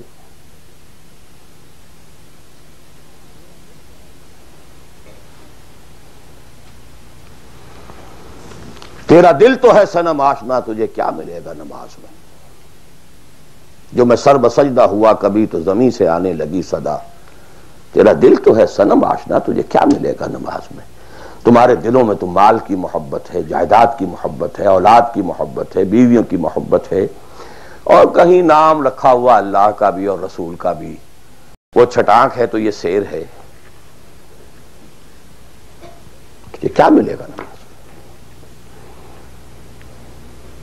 دلقت بچے کے اور آید و تسبیح و مصلی، یہ ساری گدڑی جو تم نے صوفیوں والی پہن لی ہے اور مصلی کردے پر ہے، کس کام آئے گا. This is the crux of the matter. یہ ہے تو سب کچھ ہے، اور یہ نہیں ہے تو کچھ نہیں. اب جہاں تک اس کا تعلق ہے کہ وہ جد و جہد کیسے ہو، کس طرح کی جائے، طریقہ کار کیا ہو، اس میں میں اس وقت نہیں جانا چاہتا. وہ ایک بالکل ڈیفرنٹ ایشو ہے. یہ ایشو کلیئر ہو جائے تو پھر آدمی خود تلاش کرے گا. If there is no other way out، اب تو وہ خود تلاش کرے گا. پیٹ کھانے کو مانگتا ہے تو کہیں کوئی رسی چلاتا ہے، کہیں کوئی ٹوائلٹ صاف کرتا ہے، کہیں کچھ اور کرتا ہے، کہیں برف کے شاول اٹھا کے پھینک رہا ہے 10 گھنٹے. کسی کو کہنے کی ضرورت نہیں کہ یہ کام ضرور کرو، پیٹ کھانے کو مانگتا ہے. It's your own requirement. جب یہ محسوس ہو جائے یہ میرا فرض ہے، اور یہ فرض ہے، یہ کوئی اضافی نیکی نہیں ہے، یہ نوافل نہیں ہے. نوافل تو اگر دین کا ماحول، دین قائم ہوتا پھر تو نوافل کا میدان تھا. جڑ سے وہ نظام ہی نہیں ہے تو فرض عین پہلا یہ ہے کہ اس کو بدلو. اگر یہ معلوم ہو جائے کہ اگر میں یہ نہیں کر رہا تو میں کافر شمار ہو رہا ہوں، میں ظالم شمار ہو رہا ہوں، میں فاسق شمار ہو رہا ہوں. لستم علی شیء حتی تقیموا التوراۃ والانجیل وما انزل الیکم من ربکم یا ایھا الذین آمنوا لستم علی شیء حتی تقیموا القرآن وما انزل الیکم من ربکم. اب جہاں تک اس کا تعلق ہے کہ وہ جد و جہد کیسے ہو، کس طرح کی جائے، طریقہ کار کیا ہو، اس میں میں اس وقت نہیں جانا چاہتا. وہ ایک بالکل ڈیفرنٹ ایشو ہے. یہ ایشو کلیئر ہو جائے تو پھر آدمی خود تلاش کرے گا. If there is no other way out، اب تو وہ خود تلاش کرے گا. پیٹ کھانے کو مانگتا ہے تو کہیں کوئی رسی چلاتا ہے، کہیں کوئی ٹوائلٹ صاف کرتا ہے، کہیں کچھ اور کرتا ہے، کہیں برف کے شاول اٹھا کے پھینک رہا ہے 10 گھنٹے. کسی کو کہنے کی ضرورت نہیں کہ یہ کام ضرور کرو، پیٹ کھانے کو مانگتا ہے. It's your own requirement. جب یہ محسوس ہو جائے یہ میرا فرض ہے، اور یہ فرض ہے، یہ کوئی اضافی نیکی نہیں ہے، یہ نوافل نہیں ہے. نوافل تو اگر دین کا ماحول، دین قائم ہوتا پھر تو نوافل کا میدان تھا. جڑ سے وہ نظام ہی نہیں ہے تو فرض عین پہلا یہ ہے کہ اس کو بدلو. اگر یہ معلوم ہو جائے کہ اگر میں یہ نہیں کر رہا تو میں کافر شمار ہو رہا ہوں، میں ظالم شمار ہو رہا ہوں، میں فاسق شمار ہو رہا ہوں. لستم علی شیء حتی تقیموا التوراۃ والانجیل وما انزل الیکم من ربکم یا ایھا الذین آمنوا لستم علی شیء حتی تقیموا القرآن وما انزل الیکم من ربکم. ہمارے ہاں تمہاری کوئی حیثیت ریکگنائزڈ ہے ہی نہیں جب تک کہ تم قائم نہیں کرتے. اور قائم کرنے کا بدل کفارہ کیا ہے کہ اپنا تن من دھن لگا دو. قائم ہو نہ ہو جائے تو کیا کہنے، گر جیت گئے تو کیا کہنا، ہارے بھی تو بازی مات نہیں. قل هل تربصون بنا الا احدى الحسنيين.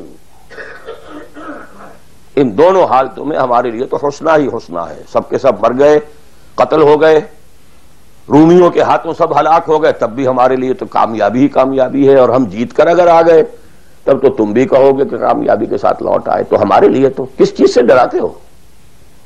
جب منافقین مدینہ کہہ رہے تھے لا تنفروا فی الحار، کیا ہو گیا تمہارا دماغ خراب ہو گیا ہے؟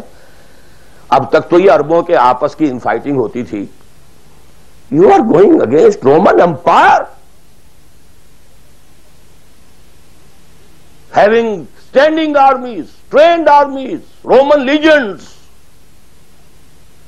You want to confront them? ہوش کے ناخن لو.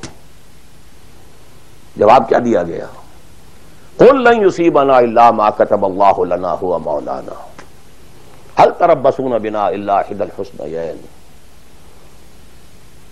We don't have to lose anything. ہر حال میں جیت ہے. اگر جیت گئے تو کیا کہنا، اور ہارے بھی تو بازی مات نہیں. سکسس ہی سکسس. تو وہ طریقہ کیا ہے، اس کے سٹیجز کیا ہے، میں نے بہت تفصیل سے، اللہ کا شکر ہے، یہ چیزیں انگریزی میں بھی، میتھڈالوجی کیا ہے، ریولوشن کی میتھڈالوجی کیا ہے. بس یہ کہ جو میں نے کل بھی رات میں بیان کیا تھا کہ اگرچہ دین تمام انبیاء کا ایک رہا، لیکن شریعت و منہاج علیحدہ علیحدہ رہی. شرع لکم من الدین ما وصی بہ نوحا والذی اوحینا الیک وما وصینا بہ ابراہیم وموسیٰ وعیسیٰ. لیکن وَلِكُلٍّ جَعَلْنَا مِنْكُمْ شِرْعَةً وَمِنْهَاجًا. شریعت سپریٹ، منہاج سپریٹ. ہمارے لیے لازم شریعت محمدی اور منہج محمدی صلی اللہ علیہ وسلم. اس میں ساری نفی ہے. جی حضرت یوسف نے تو یوں کیا تھا. بھئی کیا تھا، وہ تو غیر اسلامی ماحول میں جا کر اور غیر اسلامی حکومت کے اندر انہوں نے ایک بہت اونچا آفس لے لیا تھا. انہوں نے پہلے شرط یہ لگائی، پہلے ایمان لاؤ پھر میں آ کے تمہارے ہاں یہ کام کروں گا. وہ منہج اور منہاج ہمارے لیے نہیں ہے. اب لقد کان لکم فی رسول اللہ اسوۃ حسنہ لکل جعلنا منکم شرعۃ ومنہاجا. اب آپ یہ کہیں کہ صاحب ان کے ہاں تو شراب حرام نہیں تھی، تو نہیں تھی تو نہیں تھی، ہمارے ہاں حرام ہے. سابقہ شریعتوں میں سجدہ تعظیمی حلال تھا، کسی کے سامنے جھک جانا، ہمارے لیے حرام کر دی گئی ہے. شریعت اب محمد کی ہے صلی اللہ علیہ وسلم. بمصطفیٰ برسان کی خیش را کے دی ہم اگر بول رسیدی تمام بولا حبیث. اسی طرح منہج اور منہاج محمد کا ہوگا صلی اللہ علیہ وسلم. لن يصلح آخر هذه الامہ الا بما صلح به اولها. اس امت کے آخری حصے کی اصلاح نہیں ہو سکے گی مگر صرف اس طریقے سے جس طریقے پر کہ پہلے حصے کی اصلاح ہوئی تھی. اب یہ ہے آپ کے لیے، آپ کی سمجھ ہے، آپ کی صلاحیت ہے، آپ ذہین ہیں، آپ تعلیم یافتہ ہیں. Read between the lines of the Seerah. منہج اخذ کیجئے سیرت سے. کیا منہج تھا، کیا میتھڈالوجی، کیسے آپ نے کام شروع کیا، کتنے سٹیجز سے گزرے، کسی ایک سٹیج سے دوسری سٹیج میں جانے کے لیے کیا شرط تھی، کس درجے تک ایک کام اکمپلش ہو جائے تو پھر اگلے درجے پہ قدم رکھا جائے. یہ ساری چیزیں وہ آپ کو ڈیڈیوس کرنی ہوں گی، انفر کرنی ہوں گی. اس کا استدلال کیجئے، استنباط کیجئے، استخراج کیجئے اور اس سے نکالیے. لیکن یہ کہ میں اس وقت اس تفصیل میں نہیں جا رہا ہوں، سوائے ان دو باتوں کے کہ نمبر ایک، منہج، منہاج، میتھڈالوجی لازماً سیرت محمدی سے لینی ہوگی صلی اللہ علیہ وسلم. اور دوسری بات،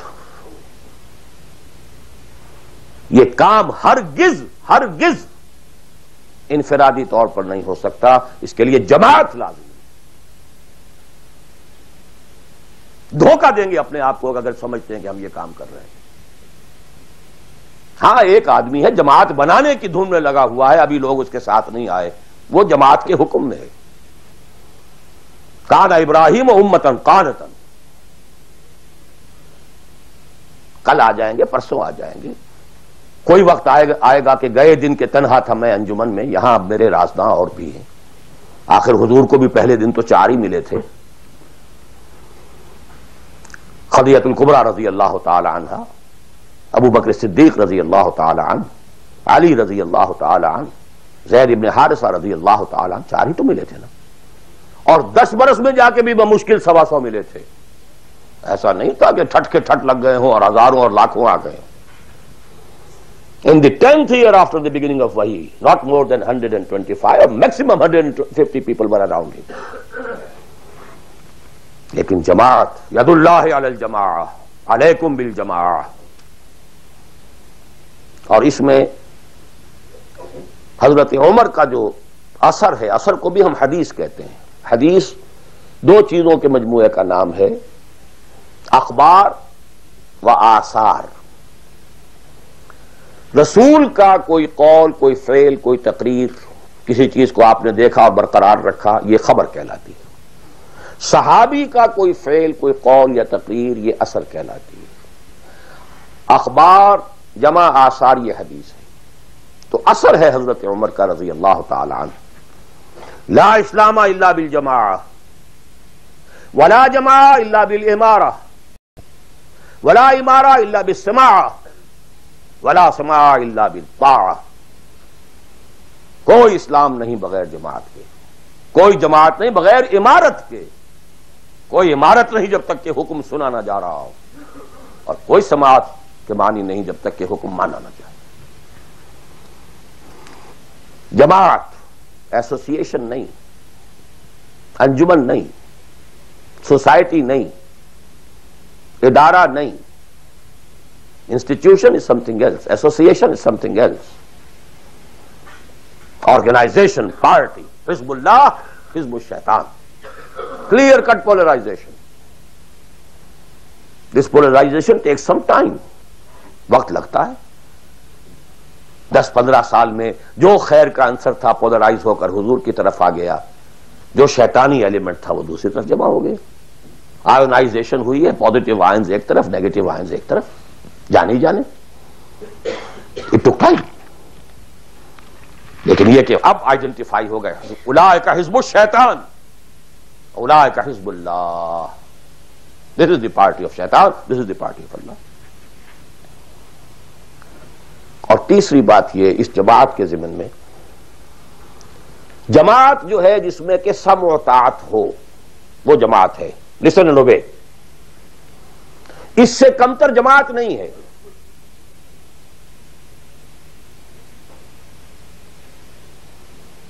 لیکن یہ جماعت مختلف قسم کی ہو سکتی ہے.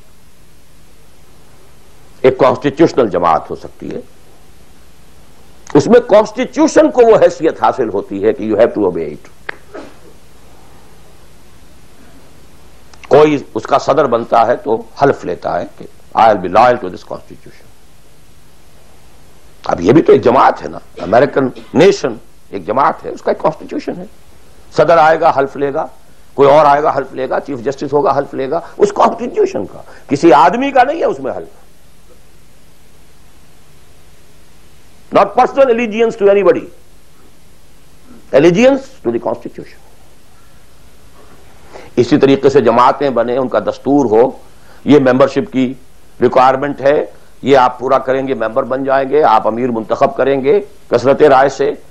پھر یہ کہ امیر جو ہے وہ بھی شورا بھی منتخب کریں گے، شورا کی رائے کا وہ پابند ہوگا یا نہیں ہوگا، کس درجے میں ہوگا، کس درجے میں. آپ بنا لیجئے کانسٹیٹیوشن، اور جو شخص بھی شامل ہوگا وہ اس کانسٹیٹیوشن کا حلف اٹھائے گا. To abide by this constitution.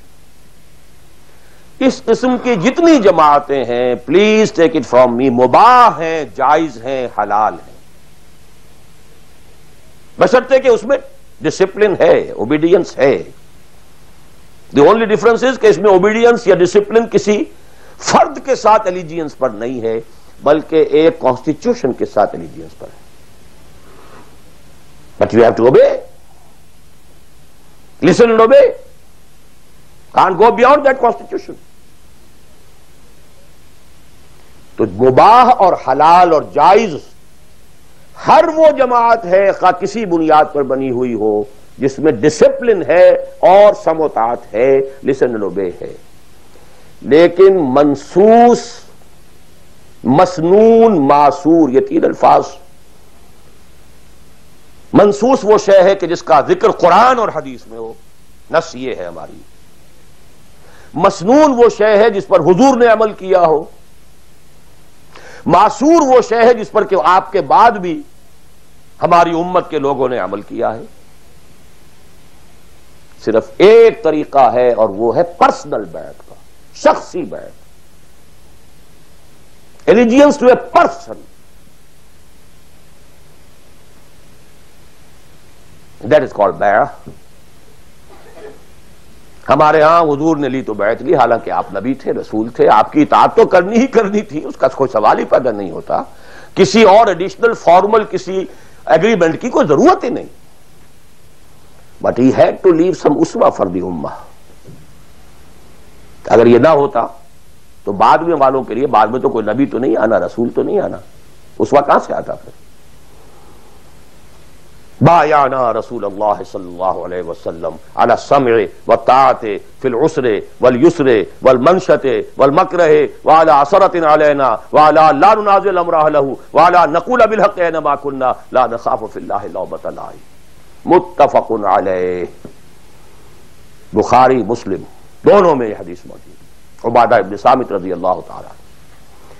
سوچئے جب رسول مان لیا تو یہ ساری باتیں کہنے کی ضرورت کیا ہے؟ Sometimes I do wonder, brother, when you say, Allahumma taqabbal minna ruku'ana wa sujudana wa what is it? Salatana, yakfi inshallah. Rabbana taqabbal minna innaka anta as-sami'ul alim. Everything. Why to go on counting them? اور کیا چیز؟ اللہ تعالیٰ تسبیح ہے، تحمید ہے، تکبیر بھی ہم کر رہے ہیں، تکبیرنا و تسبیحنا و تحمیدنا و رکوعنا و سجودنا و قنوتنا، everything. One thing, sufficient. ربنا تقبل منا انك انت السميع العليم. وإذ يرفع إبراهيم القواعد من البيت وإسماعيل ربنا تقبل منا انك انت السميع العليم. So actually, but here we find, اطاعت حضور کے لیے ایک بات تھی، ماننا ہے، ہر حکم ماننا. لیکن یہ ساری شرطیں کیوں دی محمد نے صلی اللہ علیہ وسلم؟ It was not an oratory, یہ کوئی خطابت نہیں تھی، لفاظی نہیں تھی، یہ در حقیقت اس جماعت کے لیے ناگزیر شرائط ہے. سمع و طاعت فی العسر والیسر، سننا اور ماننا چاہے مشکل ہو چاہے آسانی ہو. والمنشط والمکرہ، چاہے طبیعت آمادہ ہو اور چاہے طبیعت پر جبر کرنا پڑے. کوئی معاملہ تھا، فیصلہ ہوا ہے جو آپ کی رائے کے خلاف ہوا ہے، لیکن فیصلہ ہے، امیر کا حکم ہے، اب آپ کو اپنی طبیعت پر جبر کرنا پڑے گا اسے ماننے کے لیے، ماننا ہوگا. اور اگر فیصلہ آپ کی رائے کے مطابق ہوا ہے تو آپ بڑے شرح صدر کے ساتھ اس پر عمل کریں. وَعَلَىٰ عَثَرَةٍ عَلَيَّ، چاہے آپ دوسروں کو مجھ پر ترجیح دے دیں، that is the main thing. جماعتوں کا بیڑا غرق تو ہوتا ہے اس چیز سے. آپ نے اس کو کیوں بنا دیا؟ میں پرانا آدمی، میں سینئر آدمی، آپ نے زید ابن حارثہ کو بنا دیا. یہ تو آزاد شدہ غلام ہے. بڑے بڑے جلیل القدر جو ہیں قریش کے سردار اس کے تحت جائیں گے. حضور کا چچا زاد بھائی ساتھ ہے. زید شہید ہوئے ہیں، جعفر طیار رضی اللہ تعالی عنہ، ابن ابی طالب، he was under him. پھر آخری لشکر میں آپ نے اسامہ کو بنا دیا، اور ستم بالا ہے ستم. ینگ مین، اس کی کمانڈ میں آپ دے رہے ہیں کبار صحابہ کو. نو، it's your prerogative. To whomsoever you give the office, it's your prerogative. We are not going to question it. کبھی نہیں آپ پر اعتراض کریں گے. عَلَىٰ عَثَرَةٍ عَلَيْنَا، آپ جس کو چاہیں ہم پر ترجیح دیں. وَعَلَىٰ لَا نُنَازِعُ الْأَمْرَ أَهْلَهُ، اور جس کو آپ ذمہ دار امیر بنا دیں گے اس سے جھگڑیں گے نہیں، کوآپریٹ کریں گے. وَعَلَىٰ أَن نَّقُولَ بِالْحَقِّ أَيْنَمَا كُنَّا لَا نَخَافُ فِي اللَّهِ لَوْمَةَ لَائِمٍ. البتہ جہاں بھی ہوں گے حق بات کہیں گے، جو اپنی رائے ہے وہ ضرور دیں گے، زبان اپنی بند نہیں کریں گے کہ خام خواہ کوئی مذاق اڑے گا میں نے یہ بات کہہ دی. نہیں، I won't withhold my opinion. وہ میں بیان کروں. Complete constitution of حزب اللہ ایک حدیث میں. بہرحال اب آخری بات کی طرف میں آ رہا ہوں. ذرا پھر گن لیجئے کہاں سے ہم چلے تھے. 100 بات کی ایک بات، ہاتھی کے پاؤں میں سب کے پاؤں، ایک لفظ عبادت پورا کر دو، نجات بھی ہے، فوز بھی ہے، فلاح بھی ہے، سب کچھ. اس میں تو یہی ہے کہ آپ کامیاب ہو گئے تو جتنا آپ گڑ ڈالیں گے اتنا میٹھا ہوتا جائے گا، جتنا اور ایکزرٹ کریں گے اتنا نمبر زیادہ آتے جائیں گے، وہ پھر رشد بھی ہوگا، سعادت بھی ہوگی، فوز بھی ہوگی، فلاح بھی ہوگی، بٹ منیمم نجات۔ عبادت کے دو اجزاء لازم، جسم کے مانند ویزیبل جز ٹوٹل اوبیڈینس، روح کے مانند اس کی اصل اسپرٹ اللہ کی محبت۔ اوبیڈینس اور محبت میں اللہ اور رسول دونوں یکجا، نظری طور پر اللہ اول رسول ثانی، عملاً رسول اول اللہ ثانی۔ اوبیڈینس میں غلطی ہو جائے وقتی طور پر، غیر شعوری طور پر، بھول میں، چوک میں، جذبات کے طوفان میں، وقتی طور پر ماحول سے اثر انداز ہو کر، ٹھیک ہے، فوراً توبہ کر لو، اللہ معاف کر دے گا۔ ایک گناہ بھی اگر مستقلاً جان بوجھ کر اپنی زندگی کے اندر داخل کر لیا تو یہ بگ زیرو ہے، سارا بقیہ زیرو سے ضرب کھا کر زیرو ہو جاتا۔ تین چیزیں ایکسکلوسیو اللہ کے لیے ہیں، دعا صرف اللہ سے، تعظیم کے لیے جو مظاہر ہیں، قنوت ہو، رکوع ہو، سجود ہو، صرف اللہ کے، اخلاص اور احتساب، مقصد ہو آپ کا اللہ کی رضا اور جزا بھی صرف اسی سے، یہ ایکسکلوسیو اللہ کے لیے تھی۔ اس کے بعد ہم نے کہا کہ انفرادی اور اجتماعی یہ مختلف دائرے ہوتے ہیں۔ انفرادی آدمی کر سکتا ہے، چاہے دقت آتی ہے کر سکتا ہو، چاہے بھوک آ جائے، فاقہ آ جائے، جان پر بن جائے، کر سکتا ہو، یہ ایک دائرہ ہے۔ نہیں کر رہا تو ناہنجار ہے۔ اور ایک حصہ وہ ہے جو کر ہی نہیں سکتا جب تک کہ نظام نہ بدلے، اور اس میں ویرینگ پروپورشنز رہیں گی۔ اب میں تھوڑا سا آپ کو ان ویرینگ پروپورشنز کا اور ایک مختلف نسبت و تناسب کا ایک نقشہ دکھانا چاہتا ہوں۔ بعض ممالک ایسے ہیں اس روئے ارضی پر، دیکھیے، ایک ہے کسی اور اعتبار سے کسی ملک کا اچھا ہونا، برا ہونا، کہیں بادشاہت کا نظام ہے، کہیں ڈکٹیٹرشپ ہے، کہیں کچھ اور ہے، کہیں کچھ اور ہے، کہیں جو ہے بہت کرپشن ہے، کہیں رشوت زیادہ ہے، کہیں کوئی کچھ اور ہے، کچھ ان چیزوں کو چھوڑ دیجیے، اس وقت میں خالی شریعت کی بات کر رہا ہوں، حلال اور حرام کی بات کر رہا ہوں۔ کچھ ممالک ایسے ہیں جہاں شریعت پر عمل کرنے کا دائرہ کافی وسیع ہے، نماز، روزہ، حج، زکوٰۃ بھی آپ کر سکتے ہیں، آپ کا پرسنل لا بھی پورا آپ کے مطابق ہے، شادی، بیاہ، نکاح، طلاق ٹوٹلی آپ کے اپنے ہاتھ میں ہے، لا آف انہیریٹنس بھی آپ کا چل سکتا ہے، کسی درجے میں حدود اور جو ہیں سزائیں، حدود و تعزیرات بھی نافذ ہیں، اگرچہ پورا نظام تو نہیں ہے اللہ کا، ٹوٹل تو نہیں ہے، سودی نظام ہے، معیشت یہ ہے، فلاں ہے، بادشاہت ہے، یہ ہے، وہ ہے، سب کچھ ہے، ظلم ہے، لیکن یہ چیزیں انفرادی اعتبار سے دائرہ وہاں کافی وسیع ہے۔ اس کی مثالیں ہیں سعودی عرب، ایران آف ٹوڈے، اور مجھے زیادہ حالات معلوم نہیں ہے لیکن مجھے توقع ہے کہ سوڈان آف ٹوڈے، اور میرے خیال میں اس کے علاوہ کوئی نہیں۔ اس کے بعد ایک اور دائرہ آتا ہے، اور وہ میرے نزدیک اس میں ٹاپ پر پاکستان ہے۔ نماز، روزہ، حج، زکوٰۃ کیجیے، پرسنل لا وہ بھی آپ ویسے کہنے کو وہاں ہے قانون، لیکن یہ کہ بالفعل ایک آدمی چاہے تو اسلامی قانون پر عمل کر سکتا ہے۔ انہیریٹنس آپ اپنے حساب سے کر سکتے ہیں،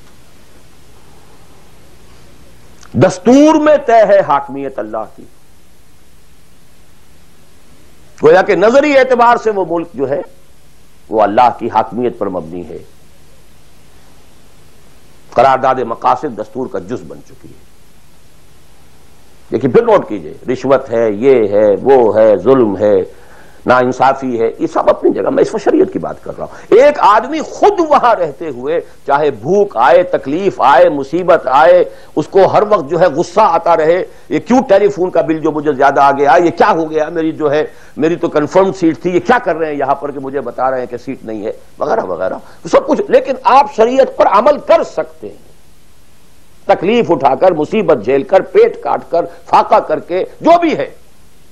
بڑا کاروبار نہیں کر سکتے، چھوٹا تو کر سکتے ہیں، جس میں نہ انکم ٹیکس کا معاملہ آئے گا، نہ کسی اور کی خباثت آئے گی، نہ کچھ اور ہوگا، کر تو سکتے ہیں، پیٹ پال سکتے ہیں۔ یہ ایک ملک ہے پاکستان۔ پھر یہ کہ نظری طور پر وہاں اگرچہ بل فیل نہیں ہے، نظری طور پر قرارداد مقاصد، ساورنٹی belongs to اللہ۔ اب اس کے بعد وہ ملک آتے ہیں کہ جو خالص سیکولر ہیں، لیکن ان میں بھی میرے نزدیک ایک اعتبار سے بھارت بہت بہتر ہے۔ مثلا یہ کہ دو ملکوں کو ذہن میں رکھ لیجئے، ایک امریکہ یا امریکہ کی طرح انگلستان اور فلانستان اور ایک بھارت سیکولر ہے، لیکن کم سے کم آج کی تاریخ تک مسلمانان بھارت نے اپنا پرسنل لا محفوظ رکھا ہے۔ I salute them in the face of maximum hardships۔ کٹر ہندو تلا ہوا ہے کہ یہ کامن سول کوڈ ہونا چاہیے۔ اٹس ویری لاجیکل، ان کی بات بڑی منطقی ہے۔ جب قوم آپ کہتے ہیں ایک ہے، آپ سارے جو ہے سیاسی حقوق وہی لینا چاہتے ہیں کہ جو ہندوؤں کو حاصل ہیں، تو اگر قوم ایک ہے تو سیکولرزم کا تقاضا تو یہ ہے کہ کامن سول کوڈ ہونا چاہیے۔ Why this separate family laws? وہاں کوئی عورت برقع لے سکتی ہے، بلکہ میں سمجھتا ہوں کہ جتنی عورتیں برقعے میں ہندوستان میں آج نظر آ جائیں گی، پوری دنیا میں کسی اور ملک میں نظر نہیں آئے گی۔ Go and see Hyderabad Deccan, I have seen it. Pakistan میں تو برقعے کا نام و نشان بڑا، ڈھونڈ اب اس کو چراغ رخ زیبا لے کر، کون؟ وہ تو فرسودگی کی علامت تھی، غربت کی علامت تھی۔ بھارت اس میں سب سے اونچا ہے۔ نماز پڑھیے، روزے رکھیے، مسجدیں بنائیے، ہے کچھ وہ فرکشن ہے، مشکل ہے، جینا وہی مشکل ہوتا ہے، مشکل جہاں آسان ہوتی ہے۔ بہرحال اس کے بعد لیسٹ جو ہے اس اعتبار سے وہ ممالک ہیں جن کا سر خیل امریکہ بہادر امریکہ شریف ہے۔ نماز روزہ کر لو، ناٹ ایون دی پرسنل لا۔ قرآن مجید میں پڑھ لیا کرو نکاح اور طلاق کے قوانین، دیٹس آل، نتھنگ ڈوئنگ، ثواب لے لیا کرو۔ تراوی میں سن لیا کرو انہیریٹنس کے laws, nothing doing, keep them with you. یہاں انفرادیت کا حصہ، اگرچہ اور بڑی سہولت ہے، دنیا بڑی اچھی ہے، کھانے کو اچھا ملتا ہے، سیکیورٹی بہت ہے، سب کچھ ہے۔ سوال یہ ہے کہ آپ کی پرائرٹی نمبر 1 کیا ہے؟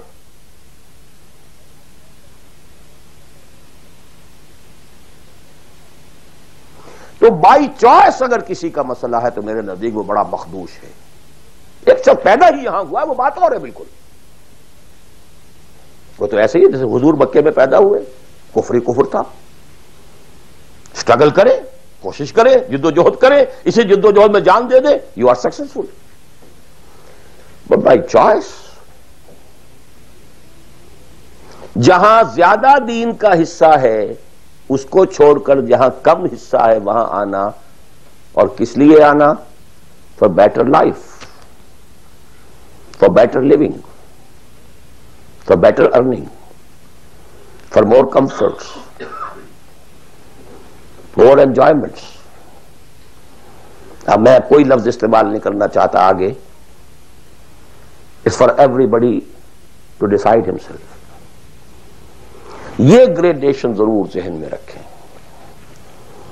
پاکستان میں بہت گند ہے، بہت خرابی ہے، رشوت ہے، جھوٹ ہے، لیگ پولنگ ہے، بیک بائٹنگ ہے، یہ ہے وہ ہے، سود تو وہاں بھی ہے، یہ تو وہاں بھی، ٹھیک ہے، ایبسلیوٹلی کریکٹ، وہاں بھی معیشت سود کی ہے، معیشت تو ساری سود کی سعودی عرب کی بھی ہے، سارے دینی ادارے چلتے ہیں وہاں پہ سود کے پیسوں پر۔ یہ ڈاکٹر غلام مرتضی ملک صاحب نے مجھے بتایا، جو ٹی وی وغیرہ پہ کافی آتے ہیں،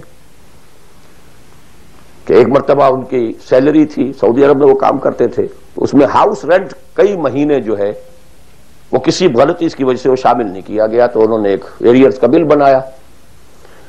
اب وہ بل گیا، اب وہ کئی مہینے ہو گئے، جا کے پوچھتے تھے تو جواب یہ دیتا تھا ما جعل قسط نہیں آئی ابھی۔ اب وہ کئی مہینے سننے کے بعد کہا واٹ از دس قسط؟ پتہ نہیں آپ کو شیخ؟ نہیں، اتنا روپیہ امریکن بینکس میں رکھا گیا ہے اس ادارے کے نام سے جس کے سود سے آپ کی تنخواہیں ملتی ہیں، وہ سود کی قسط آئی نہیں، جیسے دن سعودی عربیہ۔ آخر سارا پیٹرن تو وہی ہے نا، سیکھا تو یہیں سے ہے، جو کچھ سیکھا ہے، فاؤنڈیشنز بنتی ہیں، جو انڈومنٹس ہوتے ہیں، اسی سے ادارے چلتے ہیں، آخر اور کہاں سے ہیں؟ معلم کل تو یہی ہے نا۔ یہ صورتحال، لیکن پھر بھی گریڈز کا فرق جو میں نے آپ کو کہا، وہاں ایک شخص جتنے حصے پر زندگی میں دین پر عمل کر سکے گا، کہیں اور اتنے حصے پر بھی نہیں کر سکتا۔ کس اعتبار سے فرق اور ہے؟ عبادت کے اس کانسیپٹ کو سامنے رکھیے، انفرادی، اجتماعی، ویئرنگ ڈگریز۔ اب ظاہر بات ہے، آخری پوائنٹ ہے میرا یہ، جتنی حالت خراب ہے اتنی ہی شدید محنت درکار ہوگی اور اتنا ہی زیادہ ثواب ملے گا۔ جہاں جتنی آسانی ہے اتنی ہی محنت کم ہے، اتنا ہی ثواب کم ہے۔ یہ آج رات کو جب ہم سورہ حدید پڑھیں گے تو اس میں بات آ جائے گی۔ لا يستوی منکم من انفق من قبل الفتح وقاتل اولئک اعظم درجۃ من الذین انفقوا من بعد وقاتلوا وکلا وعد اللہ الحسنی۔ لہذا حالات کی نامساعدگی، حالات خراب ہیں، یہ پرابلمز ہیں، یہ تو آپ کے لیے موقع کو زیادہ بڑھا رہے ہیں۔ You can earn more. Only you have to make a decision. What is your priority number one? Inna salati wa nusuki wa mahyaya wa mamati lillahi rabbil alamin. The minimum subsistence level کے لیے جو ضروری ہے وہ ٹھیک ہے، rest for Allah, for اس دین۔ قل ان کان آباؤکم وابناؤکم واخوانکم وازواجکم وعشیرتکم واموال اقترفتموها وتجارۃ تخشون کسادها ومساکن ترضونها احب الیکم من اللہ ورسولہ وجہاد فی سبیلہ فتربصوا حتی یأتی اللہ بامرہ واللہ لا یہدی القوم الفاسقین۔ میں اللہ سے دعا کرتا ہوں کہ آپ اس کے لیے فرم فیصلہ کریں، اور اس کے لیے ظاہر بات ہے انفرادی حصے پر عمل انفرادی ہوگا، اجتماعی پر جماعت کے بغیر ممکن نہیں۔ کفارہ ادا کرنے کے لیے جماعت ہوگی، جماعت جو سم و طاعت کے ساتھ ہو، چاہے یہ سم و طاعت کسی دستور کا ہے اور چاہے یہ سم و طاعت کسی شخص کا ہے۔ دستور کے ساتھ سم و طاعت مباح ہے، جائز ہے، حلال ہے، لیکن ایک شخص کے ساتھ سم و طاعت منسوس ہے، مسنون ہے، معصور ہے، اور ان دونوں کے درمیان جو فرق و تفاوت ہے اس کو بیان کرنے کی ضرورت نہیں۔ آخر میں دوبارہ یاد دلا رہا ہوں وہ دعا، اللہم ارنا الحق حقا وارزقنا اتباعہ وارنا الباطل باطلا وارزقنا اجتنابہ، اللہم وفقنا لما تحب وترضى، اللہم وفقنا ان نہجر کل ما تکرہہ، اللہم وفقنا ان نجاہد فی سبیلک جہد استطاعتنا، اللہم وفقنا ان نجاہد فی سبیلک باموالنا وانفسنا، اللہم وفقنا ان نبذل اموالنا ننفق اموالنا ونبذل انفسنا فی سبیلک، اللہم لا تزغ قلوبنا بعد اذ ہدیتنا وہب لنا من لدنک رحمہ انک انت الوہاب۔ اے اللہ ہمارے دلوں میں اگر اس وقت خیر کا کوئی رجحان پیدا ہوا ہے، کوئی عزم پیدا ہوا ہے، کوئی ارادہ پیدا ہوا ہے، تو اے اللہ اس ارادے کو تقویت دے، اس کو آگے بڑھا، اس پر عمل کرنے کی توفیق عطا فرما۔ اقول قولی ھذا واستغفر اللہ لی ولکم ولسائر المسلمین والمسلمات۔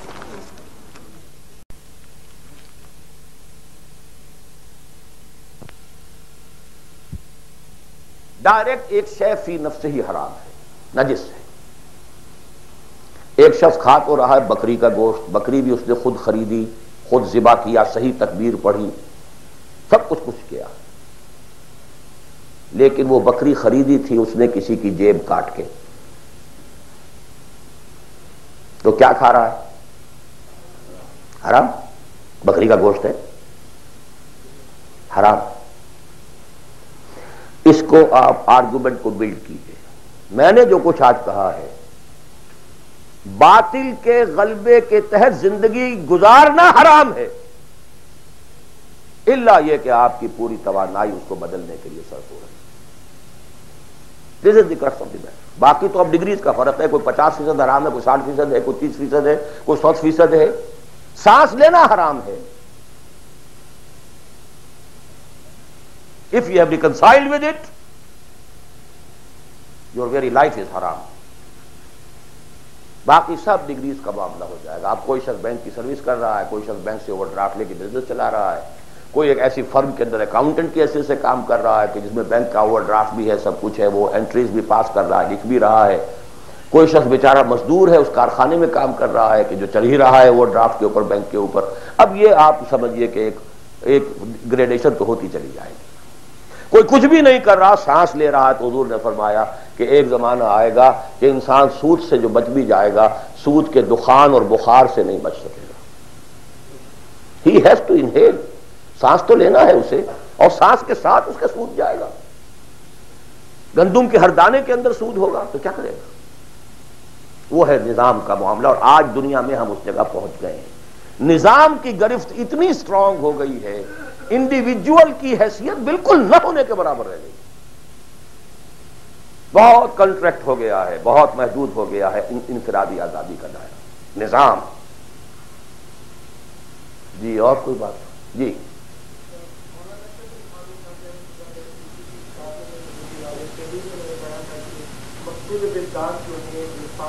بنیادی ارکان شہادت، نماز، روزہ، زکوٰۃ، یہ چار 5 چیزیں جو ہیں یہ مقصود بالذات ہے۔ آپ کی باتوں سے کچھ یہ اندازہ ہوا مجھے کہ مقصود بالذات نہیں ہے بلکہ مقصود بالذات کچھ اور ہے جو آپ نے بھی بیان کیا، تو ذرا اس فرق کی کچھ وضاحت کرنا چاہیے۔ میں اس مولانا اشرف علی تھانوی صاحب کی شخصیت سے جو حسن ظن رکھتا ہوں، اس کی بنا پر میرا یہ گمان ہے کہ شاید آپ نے سمجھنے میں غلطی کی ہو، تو میں ان کی بات کی تردید نہیں کر رہا، جو بات آپ کہہ رہے ہیں اس کی تردید کر رہا ہوں۔ یہ تو اس حدیث صریح کے منافی ہے کہ جو سب سے زیادہ عام ہے اور ہر مسلمان کو یاد ہے، بنی الاسلام علی 5، 5 چیزوں پر اسلام قائم ہے۔ تو مقصود بالذات کیا ہے؟ اسلام یا نماز، روزہ، حج اور زکوٰۃ؟ اسلام۔ There are pillars and pillars are there to support the roof. The roof is Islam، عبادت۔ ادخلوا فی السلم کافہ، اعبدوا اللہ۔ اسلام، عبادت، اطاعت، یہ سب کے سب جو ہیں در حقیقت اس کے پلرز ہیں، ارکان اسلام ہے۔ رکن کہتے ہیں ستون کو، ستونوں پر عمارت کھڑی ہے۔ بنی الاسلام علی 5، these are the supports۔ بدقسمتی یہ ہے کہ جب دین کی بجائے ہمارا ذہن مذہب کا ہو گیا، اس کے بعد سے ساری توجہ ان سپورٹس پر ہے، ارکان پر ہے، اور چھت کی جگہ چھوٹی سی ایک جو سیلنگ لگا رکھی ہے ہم نے، بس شراب حرام ہے، سور حرام ہے، سود وود چلتے جو جانے دوست، وہ جو کراچی میں وہ بس والے کہتے ہیں جانے دوست، باقی سب ٹھیک ہے، بس یہ کہ سود نہیں، یہ سور نہیں کھانا، سود کھاؤ، دال اور رے کا فرق ہے سر.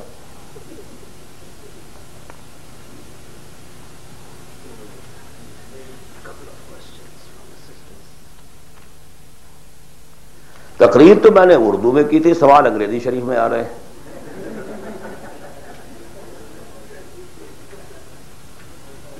اب یہ وہی گوشت کے احکام شروع ہو گئے ہیں.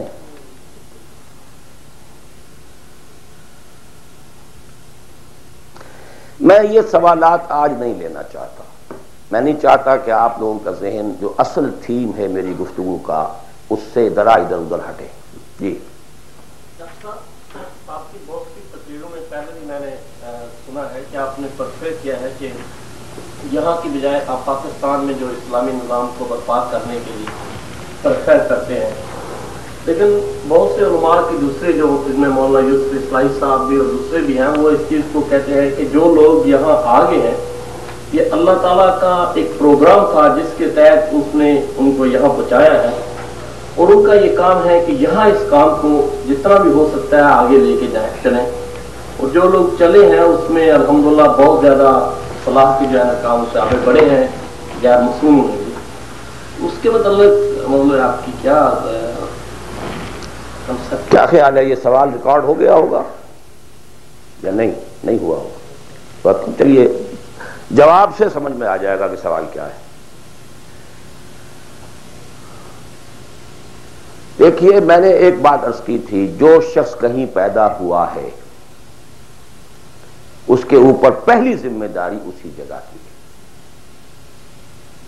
اسی جگہ کی زبان کو وہ صحیح سمجھتا ہے، صحیح بولتا ہے، اسی زبان میں وہ صحیح کمیونیکیٹ کر سکتا ہے. یہ ہے شریعت کا مستقل اصول. اب اگر کوئی یہاں پیدا ہوا ہے، چاہے اس کے والدین آ گئے تھے یہاں پر لیکن وہ تو پیدا یہیں ہوا ہے، اس کے اور جو یہاں کے نیٹو امریکنز ہیں ویدر بلیک اور وائٹ کوئی فرق نہیں میرے نزدیک. آنا نہ آنے کا فیصلہ جو بھی تھا وہ ان کا نہیں ہے، وہ ان کے والدین کا تھا. اور جہاں وہ ہے وہیں انہیں کام کرنا، یہی کام کرنا. طے یہاں پر بھی ہو جائے گا کہ یہاں پر بھی وہی ریشو پروپورشن وہی ہو، پرائرٹیز وہی ہو.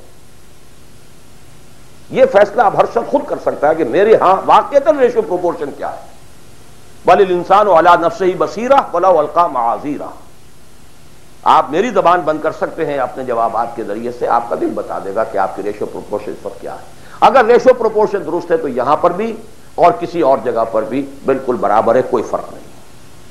Absolutely do.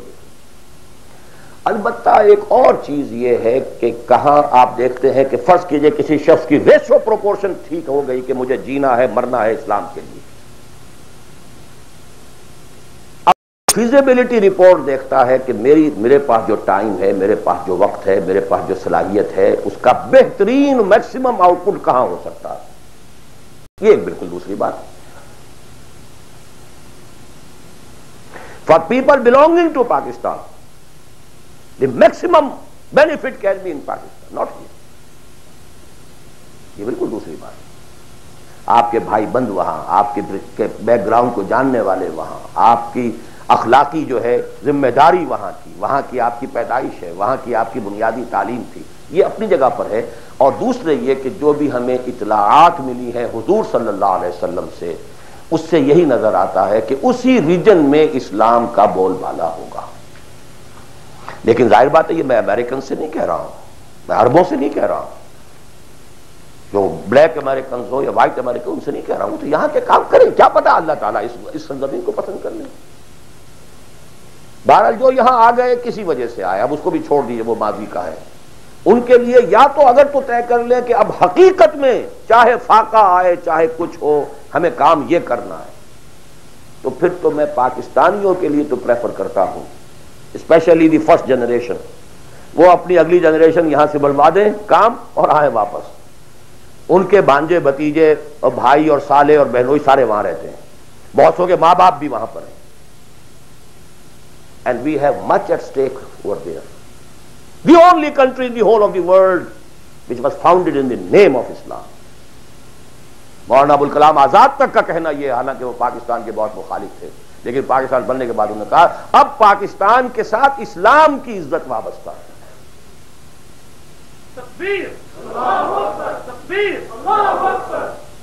یہ ہے۔